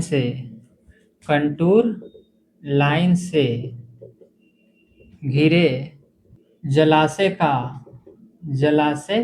का यानी कि रिजर्वायर का आयतन। क्लियर है? क्या निकालना है? सबसे पहले दो कंटूर लाइन से घिरे हुए क्या जलाशय का आयतन। कंजिक्यूटिव मींस क्या? क्रमागत, यानी कि कोई भी दो आप कंटूर लाइन ले लें और उनके बीच जो है घिरा हुआ आपका क्षेत्र है, उसका क्या निकालना है? आयतन निकालना है। तो इसके लिए हमने क्या बताया था आपको कि v इक्वल टू क्या, h से मल्टीप्लाई कर देंगे, a1 प्लस a2 क्या लेंगे? एवरेज लेकर के। क्लियर है? लेकिन अगर आपके n number of contour lines हो, यदि n स्मॉल n लिखिएगा, कि यदि n number of contour line हो तो देखिएगा इसके लिए दो फॉर्मूला है। कौन कौन सा फॉर्मूला है? एक जो है आपका फॉर्मूला वो है आपका ट्रापेजॉइडल रूल। क्या है? Trapezoidal rule. तो सबसे पहले लिखिएगा ट्रापेजॉइडल रूल। इसके लिए कौन सा क्या होता है कि अगर आपको क्या निकालना हो कि वॉल्यूम को फाइंड आउट करना हो, वॉल्यूम v इक्वल टू तो हो जाता है क्या कि h/2 इंटू क्या होता है कि a1 प्लस n, यानी कि first term plus last term plus में क्या 2 इंटू रिमेनिंग टर्म, यानी कि रिमेनिंग में क्या आ जाएगा? a1 के बाद जो है आपका देखिए a1 ले लिया और इसको हम क्या ले रहे हैं? a6 को हम an कर दे रहे हैं, तो आपको और ज्यादा क्लियर समझ में आएगा। और इसके बीच में आप मान लीजिएगा क्या कि बहुत सारे कंटूर लाइन है। ठीक है, तो आप देखिए a1 प्लस an कर लिया, a1 प्लस an।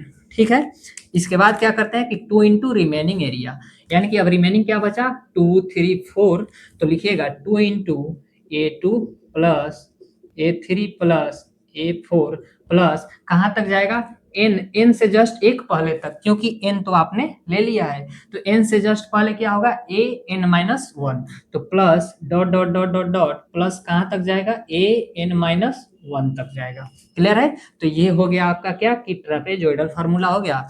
इसके द्वारा जो है आप इसमें क्या करेंगे? एरिया को पुट करेंगे, और h जो है आपका क्या है? कंटूर इंटरवल है। h कंटूर इंटरवल की वैल्यू रखिए और इसके द्वारा जो है आप क्या निकाल सकते हैं? रिजर्वायर की कैपेसिटी फाइंड आउट कर सकते हैं। तो इस फार्मूले को आप लोग लिख लीजिए और इसे क्या कीजिएगा कि बॉक्स में बंद कीजिएगा। ये बहुत इंपॉर्टेंट फार्मूला है आपका, ये पूरे इंजीनियरिंग में आपको पीछा छोड़ने वाला नहीं है। ठीक है, तो आप लोग इसे क्या कीजिएगा? याद कीजिएगा। अभी यहाँ आ रहा है ट्रापेजॉइडल रूल, किसमें? सर्वेइंग में आ रहा है।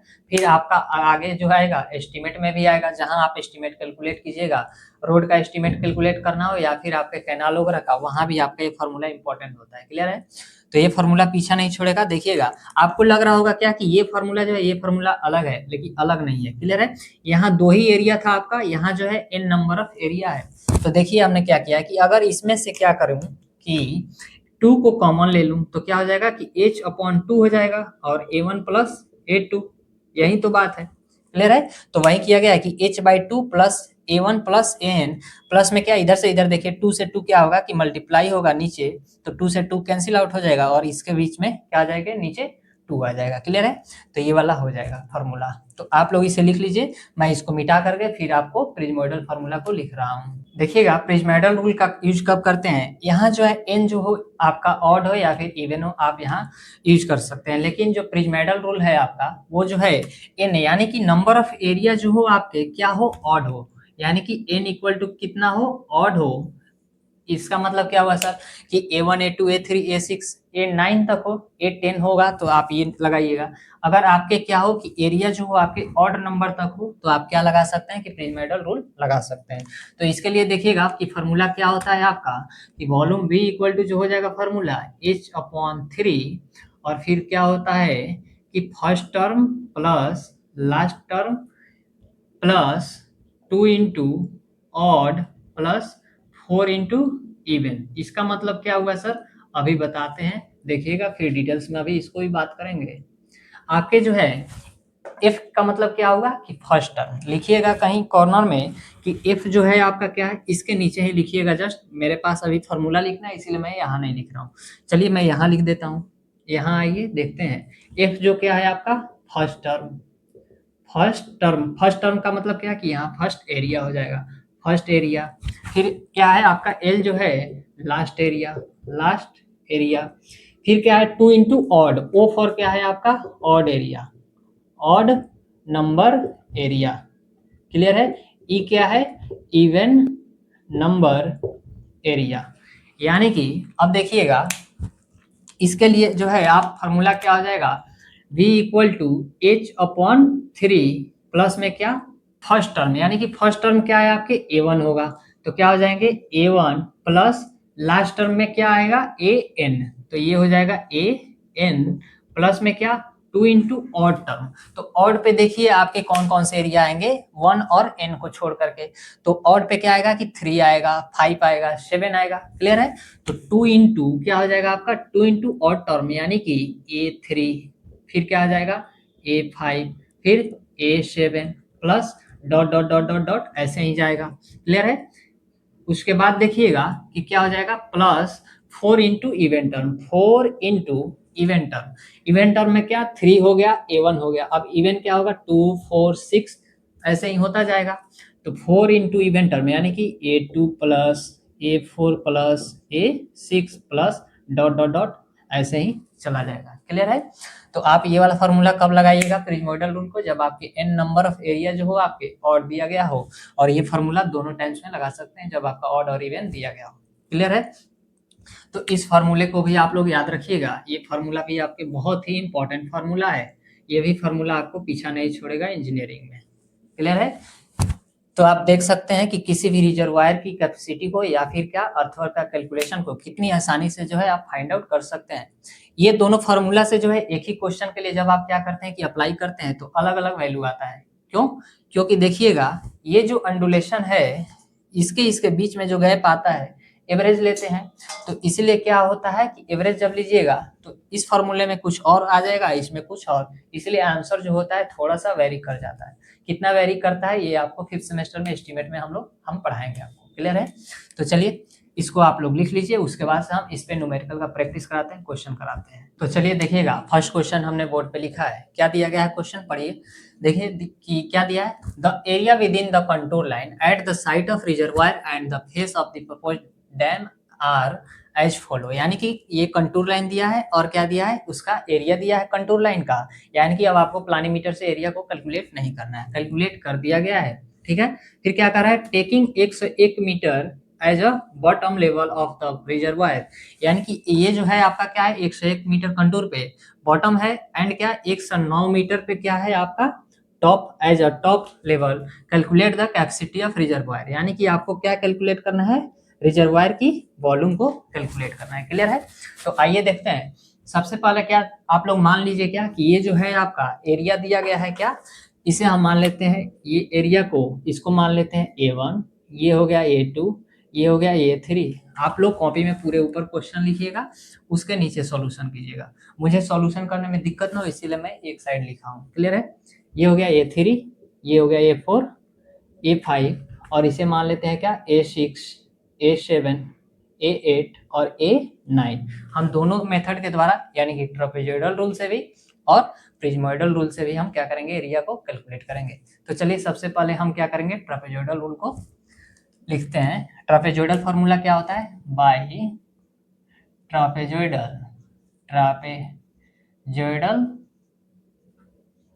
रूल। क्लियर है। क्या होता है आपका ट्रापेजॉइडल रूल के द्वारा वॉल्यूम जो होता है h/2 into first term plus क्या लास्ट टर्म।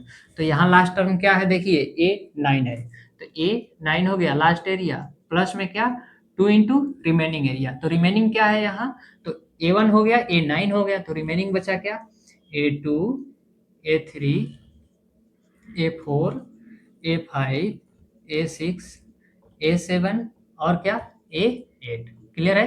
तो ये जो हो गया आपका रिमेनिंग एरिया हो गया। अब इसमें क्या कीजिए कि वैल्यू को पुट कर दीजिए, आपका आंसर आ जाएगा। तो चलिए वैल्यू को पुट करते हैं, देखते हैं कितना आता है वॉल्यूम जो है आपका रिजर्वायर का। तो v इक्वल टू क्या हो जाएगा, आप सबसे पहले क्या लिखिएगा कि ऊपर जो है कंटूर इंटरवल जो है आपका दिया गया है कितना, मैं यहाँ लिख दे रहा हूँ क्वेश्चन के नीचे कंटूर इंटरवल, यानी कि ci जो है आपका दिया गया है, देखिए कितना, ये हो गया कंटूर लाइन 101 और 102, देखिए एक एक का इंटरवल है, तो कंटूर इंटरवल कितना हो गया 1 मीटर। क्लियर है। तो ये हो गया कंटूर इंटरवल 1 मीटर, तो यहाँ h की वैल्यू क्या हो जाएगी 1/2 आ गया। क्लियर है। फिर देखिए a1 कितना होगा आपका, a1 कितना है 1000, 1000 प्लस A9 कितना है 25,12,000, 25,12,000 क्लियर है। प्लस में 2 इंटू और रिमेनिंग कर दीजिए। तो A2 कितना है 12,800, 12,800 प्लस 95,200 प्लस 1,47,600 प्लस क्या है आपका 8,72,500 प्लस 13,50,000, उसके बाद क्या है 19,85,000, फिर क्या है 22,86,000 क्लियर है। तो ये हो गया आपका A8 हो गया क्लियर है। अब क्या कीजिए इसे आप सॉल्व कर दीजिए। तो आपको कैसियो से सॉल्व करना है। तो फिर देखिए ये हो जाएगा आपका कितना 25,12,000 प्लस 1,000 यानी कि 1/2 और प्लस में क्या हो जाएगा 25,13,000 क्लियर है।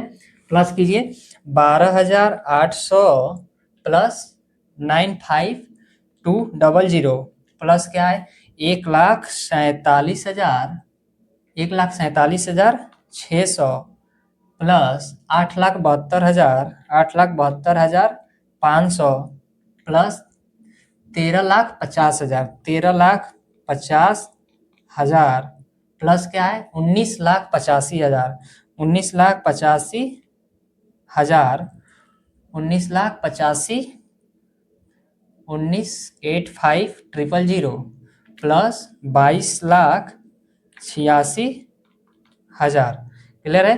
तो ये हो गया आपका कितना 6749100 क्लियर है। एक बार मैं मिला ले रहा हूँ 6749100 बिल्कुल सही आंसर है। अब क्या कीजिएगा कि 1/2 इंटू क्या हो जाएगा इन दोनों को ऐड कर दीजिए तो प्लस 25,13,000 तो ये हो गया आपका कितना 92,62100 क्लियर है 92,62100।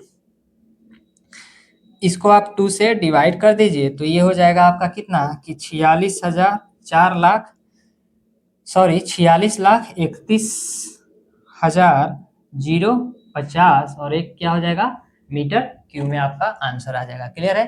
तो ये देखा आपने ट्रापेजोइडल रूल से आपने सॉल्व किया। अब चलिए प्रिज्मोइडल से हम सॉल्व कर लेते हैं। तो प्रिज्मोइडल फार्मूला क्या होता है लिखते हैं बाई प्रिज्मोइडल रूल क्लियर है। प्रिज्मोइडल रूल से क्या होता है प्रिज्मोइडल रूल प्रिज्मोइडल फार्मूला। तो प्रिज्मोइडल फार्मूला जो होता है आपका वो क्या होता है देखिएगा कि वॉल्यूम इक्वल टू जो होता है आपका इसमें h/3 प्लस में क्या होता है कि first term plus last term plus 2 into odd plus में क्या 4 इंटू इवन टर्म क्लियर है 4 इंटू इवन टर्म होता है। तो यहाँ से आप लिखिए क्या कि h/3 इंटू क्या हो जाएगा फर्स्ट टर्म क्या है a1 है तो a1 लास्ट टर्म क्या है a2 है प्लस में क्या 2 इंटू ऑड टर्म में क्या आएगा आपका देखिए यहाँ से 3 आ जाएगा ऑड में ऑड फिर आपका 5 हो जाएगा फिर 7 हो जाएगा और 9 तो आपका लास्ट टर्म में आ जाएगा क्लियर है। ओ सॉरी यहाँ a2 नहीं होगा a9 होगा ये लास्ट टर्म a9 है क्लियर है। तो अब यहाँ क्या हो जाएगा 2 इंटू ऑड टर्म में a3 plus a5 plus a7 और हो जाएगा ये ब्रैकेट बंद प्लस में क्या हो जाएगा 4 इंटू क्या हो जाएगा इवेंट टर्म क्या क्या हो जाएगा ये हो जाएगा आपका इवेंट टर्म और ये 6 हो जाएगा आपका इवेंट टर्म क्लियर है और 8 भी हो जाएगा इवेंट टर्म क्लियर है बात समझ में आ रहा है। तो लिखिएगा a2 प्लस क्या a3 plus a4 sorry a3 नहीं होगा a4 plus a6 plus a8 clear है। तो यहाँ से आपका ये फॉर्मूला बनेगा। अब क्या कीजिए आप कि इसमें वैल्यू को पुट कर दीजिए आपका आंसर आ जाएगा क्लियर है।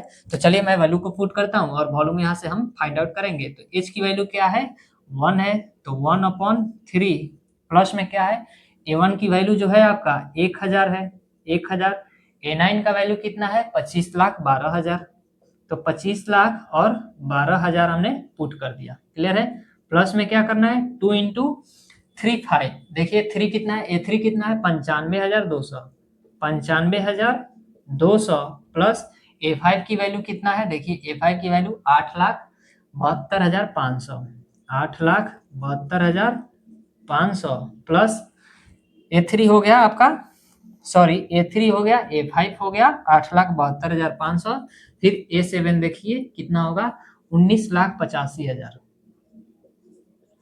85,000 प्लस क्या है आपका A7 हो गया 19,85,000, फिर ब्रैकेट आपका हो जाएगा क्लोज और उसके बाद लिखिए प्लस इसके आगे क्या, चलिए मैं इसके आगे जो है कंटिन्यू करता हूँ यहाँ से 4 इंटू इवेंट टर्म लिखिए, तो इवेंट टर्म में 12,800, 12,800 प्लस क्या है आपका 12,800 के बाद 1,47,600, 1,47,600 और 600 प्लस क्या है आपका A4 हो गया, A6 में आइए तो 1,35,000 कितना है 13,50,000, 13,50,000 और 1000 क्लियर है। फिर A8 में आइए 22,86,000, 22,86,000 क्लियर है और यहाँ से ब्रैकेट बंद हो जाएगा।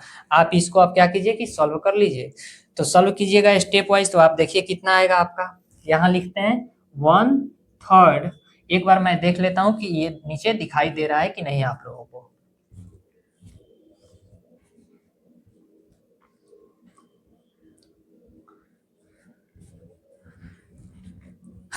आपको नीचे दिखाई नहीं देगा लिखूंगा तो चलिए मैं क्वेश्चन को मिटाता हूँ क्योंकि क्वेश्चन का काम हो चुका है। तो चलिए V इक्वल टू क्या हो जाएगा, यानी कि वॉल्यूम इक्वल टू 1/3 और क्या इसको आप ऐड कीजिए तो 25,12,000 प्लस 1,000 यानी कि 25,13,000 हो जाएगा। क्या 25,13,000 प्लस कीजिए, प्लस में क्या 2 इंटू आपको क्या करना है इन सभी को ऐड करना है, तो 95,200 प्लस 872500 प्लस क्या है 19,85,000, 19,85,000 क्लियर है। तो ये हो जाएगा आपका 29,52,000, 29,52,700 क्लियर है। आप लोग भी मेरे साथ कैलकुलेट करते चलिए, 29,52,700 प्लस में क्या 4 इंटू और इवेंट टर्म को जोड़ लीजिए, तो क्या है 12,800 प्लस 14,000 या 1,47,000, 1,47,600 प्लस 13,50,000, 13,50,000 प्लस क्या है आपका 22,86,000, 22,86,000, तो ये हो जाएगा टोटल आपका 37,96,000, 37,96,000 और कितना आया है 400 क्लियर है। मैं एक बार मैच करा ले रहा हूँ कि सही जो है आपका आया है कि नहीं। आपने ऐड किया तो कितना आया 25,13,000 ठीक है सही है। फिर 2 इंटू आपका कितना आया है 2 इंटू कीजिएगा, तो चलिए मैं अगला स्टेप पहले करता हूँ उसके बाद से मैं मैच कराऊंगा, तो 1/3 और ये हो जाएगा 25,13,000 प्लस क्या इसे 2 से मल्टीप्लाई कर दीजिए। तो सबसे पहले आप क्या कीजिए कि इसको कर लीजिए, मेरे पास ये है तो मल्टीप्लाई 4, तो ये हो जाएगा आपका कितना 15, 18, 56, 00 और यहाँ भी मल्टीप्लाई कीजिए 2 से, तो 2 इंटू क्या हो जाएगा 29,52,700, 29,52,700, तो ये हो जाएगा आपका 59,05,400 क्लियर है। तो अब मैं मिला ले रहा हूँ कितना आया है आपका 59,044, कहीं तो गलत है, कहीं तो गलत हुआ है, कहीं गलत नहीं है, आप लोग जो कैलकुलेशन किए वो सही है बिल्कुल, हमने चेक कर लिया है, क्रॉस चेक कर लिया। अब देखिए वॉल्यूम इक्वल टू क्या हो जाएगा 1/3 अपॉन में इंटू मल्टीप्लाई हो जाएगा और इन तीनों को ऐड कर दीजिए आप, तो कितना हो जाएगा 25,13,000 प्लस क्या हो जाएगा 5905, 5905 और क्या है 400 प्लस 15,185, 15,185, 15,185 600 क्लियर है। तो ये हो जाएगा आपका कितना 23,60,4,000 क्लियर है। अब इससे 3 से डिवाइड कर दीजिए, तो डिवाइड 3, तो ये हो जाएगा आपका 7,868,000 क्लियर है। तो आप देख सकते हैं कि यहाँ आपका प्रिज्मोइडल फार्मूला से जो है कैपेसिटी निकल गया। अब देखिए इन दोनों फार्मूला से जो है आपने निकाला, इसीलिए हमने क्वेश्चन को मिटाया ना कि ट्रापेजोइडल फार्मूला से आपने जो कैलकुलेशन किया है। तो हमने बताया था कि इन दोनों फार्मूला में आपको थोड़ा सा डिफरेंस देखने को मिलता है। देखिए कितना मिला है। इसमें जो है आपने निकाला था तो कितना आया था ट्रापेजोइडल रूल से। ये देखिए कुछ तो गलत है। ये देखिए आप लोगों ने ट्रापेजोइडल में जो है मिस्टेक हुआ है। कहाँ? हम लोगों ने देखिए इन सबको क्या किया है कि ऐड करके और डायरेक्ट यहाँ पे लिख दिया है, ना कि यहाँ पे 2 से मल्टीप्लाई किया है। तो यहाँ क्या होगा 2 से मल्टीप्लाई होगा। अगर आप लोगों ने किया होगा तो यहाँ 2 से मल्टीप्लाई होगा। क्लियर है? तो जब आप 2 से मल्टीप्लाई करेंगे इसमें तो देखिए क्या हो जाएगा। यहाँ पे जो है आपका, मैं इसको मिटाता हूँ पहले, ये जो है आपका गलत आया है। क्लियर है? तो ये तो हम लोगों ने सर्वेइंग में भी पढ़ा कि एरर जो होता है हो सकता है, और एरर को हम लोग क्या करते थे पिन करते थे, यानी कि पर्सनल एरर, और ये जो है आपका और इंस्ट्रूमेंटल एरर, और जो होता है क्या आपका नेचुरल एरर। तो ये बताइए कि यहाँ कौन सा एरर हुआ था, आप लोग कमेंट में जरूर जवाब दीजिए।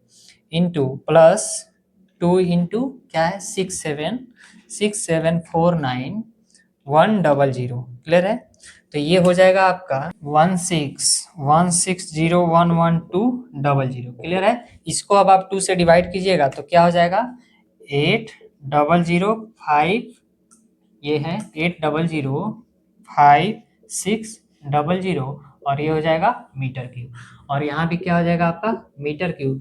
तो यहाँ देखिए कितना आ गया आपका इकाई, दहाई, सैकड़ा, हजार, 10,000, लाख, 10 लाख, यानी कि 80 लाख। और यहाँ आया क्या 78,68,000, और यहाँ आया 80 लाख।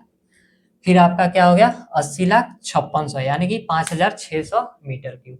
तो हमने आपको बताया था क्या कि ट्रेपेजोइडल में और प्रिज्मोइडल में जो है आपके फार्मूला से जब आप वॉल्यूम को निकालिएगा तो थोड़े से डिफरेंस आता है। क्लियर है?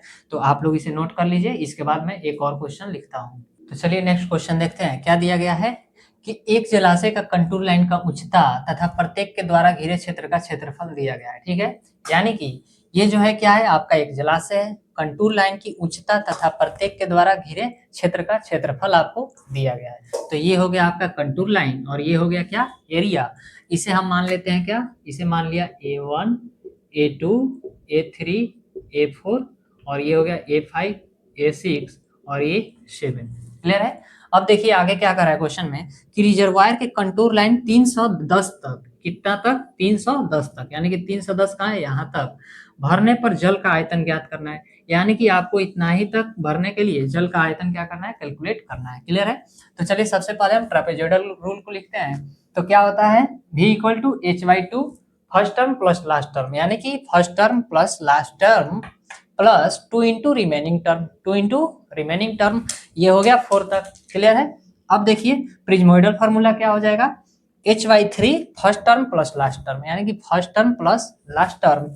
फिर देखिए A1 प्लस A5 कर दिया हमने, 2 इंटू ऑड टर्म, तो 2 इंटू ऑड इसमें कौन सा है, एक ही तो है ये वाला ऑड टर्म। क्लियर है? प्लस 4 इंटू इवन टर्म, तो ये हो गया आपका इवन टर्म और ये हो गया इवन टर्म। क्लियर है? तो यहाँ हमने फार्मूला को रख दिया है। वैल्यू को चलिए पुट करते हैं। तो V इक्वल टू क्या हो जाएगा, H की वैल्यू कितना है हमें अभी लिखना है। तो H जो है आपका, यानी कि कंटूर इंटरवल, आप यहाँ से लिख सकते हैं क्या कि Ci जो है Ci equal to H equal to कितना है, देखिए 290 के बाद 95 के बाद 300, यानी कि Ci जो आ रहा है हमारा 5 मीटर आ रहा है। तो ये हो गया आपका 5 मीटर। तो चलिए लिखते हैं 5/2 इंटू A1 की वैल्यू कितना है, A1 की वैल्यू जो है 50/60 है, प्लस कितना है आपका लास्ट टर्म आपका हो गया 45,400 प्लस 2 इंटू रिमेनिंग कितना है आपका 11,080 प्लस 22,150 प्लस 32,860। क्लियर है? तो ये हो गया आपका रिमेनिंग टर्म। आप लोग इसे सॉल्व कीजिएगा तो देखिएगा कितना आएगा। देखिए मैं बता दे रहा हूँ, ये हो जाएगा आपका ट्रेपेजोइडल रूल से V इक्वल टू आ जाएगा कितना 45,66,00, 45,66,00। क्लियर है? अब चलिए मैं इसको भी रख रहा हूँ। V इक्वल टू जो हो जाएगा H की वैल्यू कितना है 5/3, और फर्स्ट टर्म कितना है, फर्स्ट टर्म हो गया 50,60 प्लस 45,400 प्लस में क्या है 2 इंटू ऑड टर्म, ऑड कितना है आपका 22,150 प्लस 4 इंटू इवन, इवन में क्या है 11,080 प्लस क्या है आपका इवन में 32,860। क्लियर है।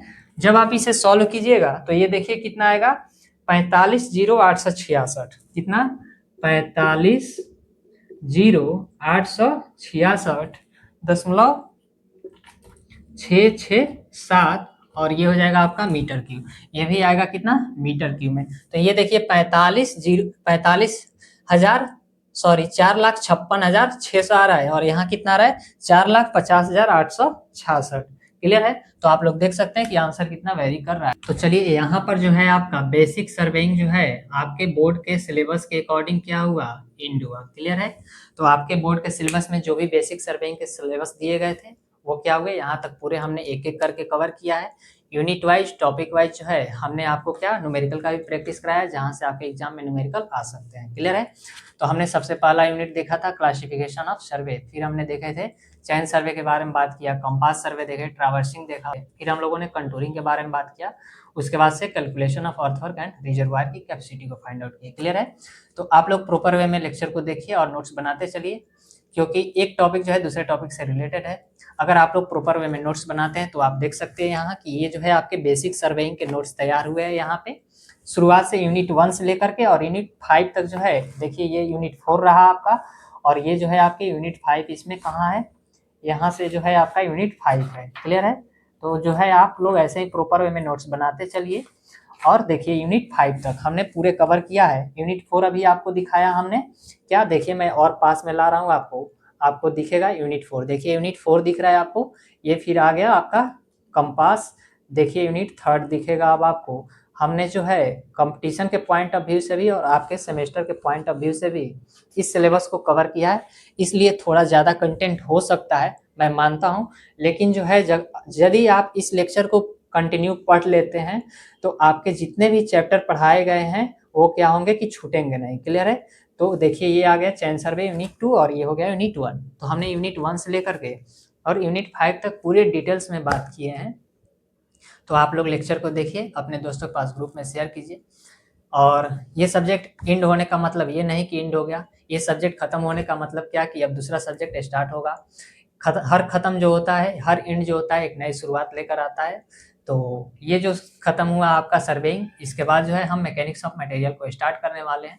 तो आप लोग लेक्चर को देखना ना भूलिए, जुड़े रहिए, अपने दोस्तों के पास ग्रुप में शेयर कीजिए लेक्चर को।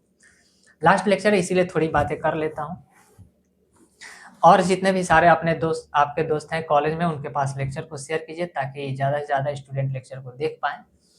और कोई भी डाउट हो तो आप लोग कमेंट जरूर कीजिए, कोई भी टॉपिक से रिलेटेड डाउट लोग कमेंट कीजिए, मैं आपके एक एक कमेंट का रिप्लाई करने की कोशिश करता हूँ। तो आप सभी को एडवांस में हैप्पी रक्षाबंधन, और मिलते हैं हम लोग नेक्स्ट लेक्चर में एक नए सब्जेक्ट के साथ, जिसका नाम होगा क्या, मैकेनिक्स ऑफ मटेरियल। उसको भी हम लोग ऐसे ही डिटेल्स में बात करेंगे, जैसे आपके सेमेस्टर के पॉइंट ऑफ व्यू से और कंपटीशन के पॉइंट ऑफ व्यू से भी बहुत ही शानदार तरीके से, बहुत ही फेवरेट सब्जेक्ट रहा है मेरा स्ट्रेंथ ऑफ मटेरियल। तो उसको भी हम लोग पूरे डिटेल में बात करेंगे, आपको शॉर्ट ट्रिक भी दिखाएंगे, सिखाएंगे। एसएफटी बीएमडी जो आपको बहुत हार्ड लगता होगा, आपके सीनियर बताए होंगे कि जो है ये सब्जेक्ट जो है मैकेनिक्स ऑफ मटेरियल जो है बहुत ही हार्ड है। पहले ये जो होता था, क्या होता था कि सोम हुआ करता था, यानी कि स्ट्रेंथ ऑफ मटेरियल। आपके सब्जेक्ट के नाम बदल चुके हैं, अब क्या हो चुका है, ये मैकेनिक्स ऑफ मटेरियल हो चुका है। पहले क्या होता था, स्ट्रेंथ ऑफ मटेरियल, लेकिन इस बार क्या हो चुका है, मैकेनिक्स ऑफ मटेरियल। इसमें जो है आपके एसएफटी बीएमडी सुने होंगे कि बहुत ही हार्ड है। हम आप लोग को एकदम ही आसान तरीके से जीरो से हीरो लेवल तक, और हमने आपको बताया था बेसिक सर्वेइंग को स्टार्ट करते टाइम भी कि हम आपको जीरो से हीरो लेवल तक सिखाएंगे, धूल से धुरंधर लेवल तक सिखाएं, क्योंकि इसका प्रमाण जो है आपको यहाँ दिख रहा है। यूनिट 5 जो है आप लोग देखे होंगे, जितने सारे आपके दोस्त होंगे आपसे कांटेक्ट में जो कहीं से अदर प्लेटफॉर्म से पैड कोर्स लेकर के पढ़ रहे होंगे, आप लोग उनके नोट्स से कंपेयर कीजिएगा। अगर थोड़ा सा भी कम पाया गया तो वो फिर कहिएगा। बहुत ही मतलब इम्पोर्टेंट सारे पॉइंट को कवर किया गया है। देख करके अगर कोई पॉइंट छूट गया हो तो उसके लिए क्षमा चाहते हैं, छूटा तो नहीं होगा, मुझे पूरा उम्मीद है। तो मिलते हैं नेक्स्ट लेक्चर में एक नए सब्जेक्ट के साथ। तब तक अपना ध्यान रखिए, ख्याल रखिए, मुस्कुराते रहिए और स्वस्थ रहिए, मस्त रहिए, क्योंकि आपका स्वस्थ रहना बहुत ही जरूरी है। हेल्थ इज वेल्थ आप लोगों ने सुना होगा, तो अपने हेल्थ पे फोकस कीजिए और वेल्थ रहिए। क्लियर है। चलिए मिलते हैं नेक्स्ट लेक्चर में, तब तक अपना ध्यान रखिए, ख्याल रखिए, मुस्कुराते रहिए। नमस्कार।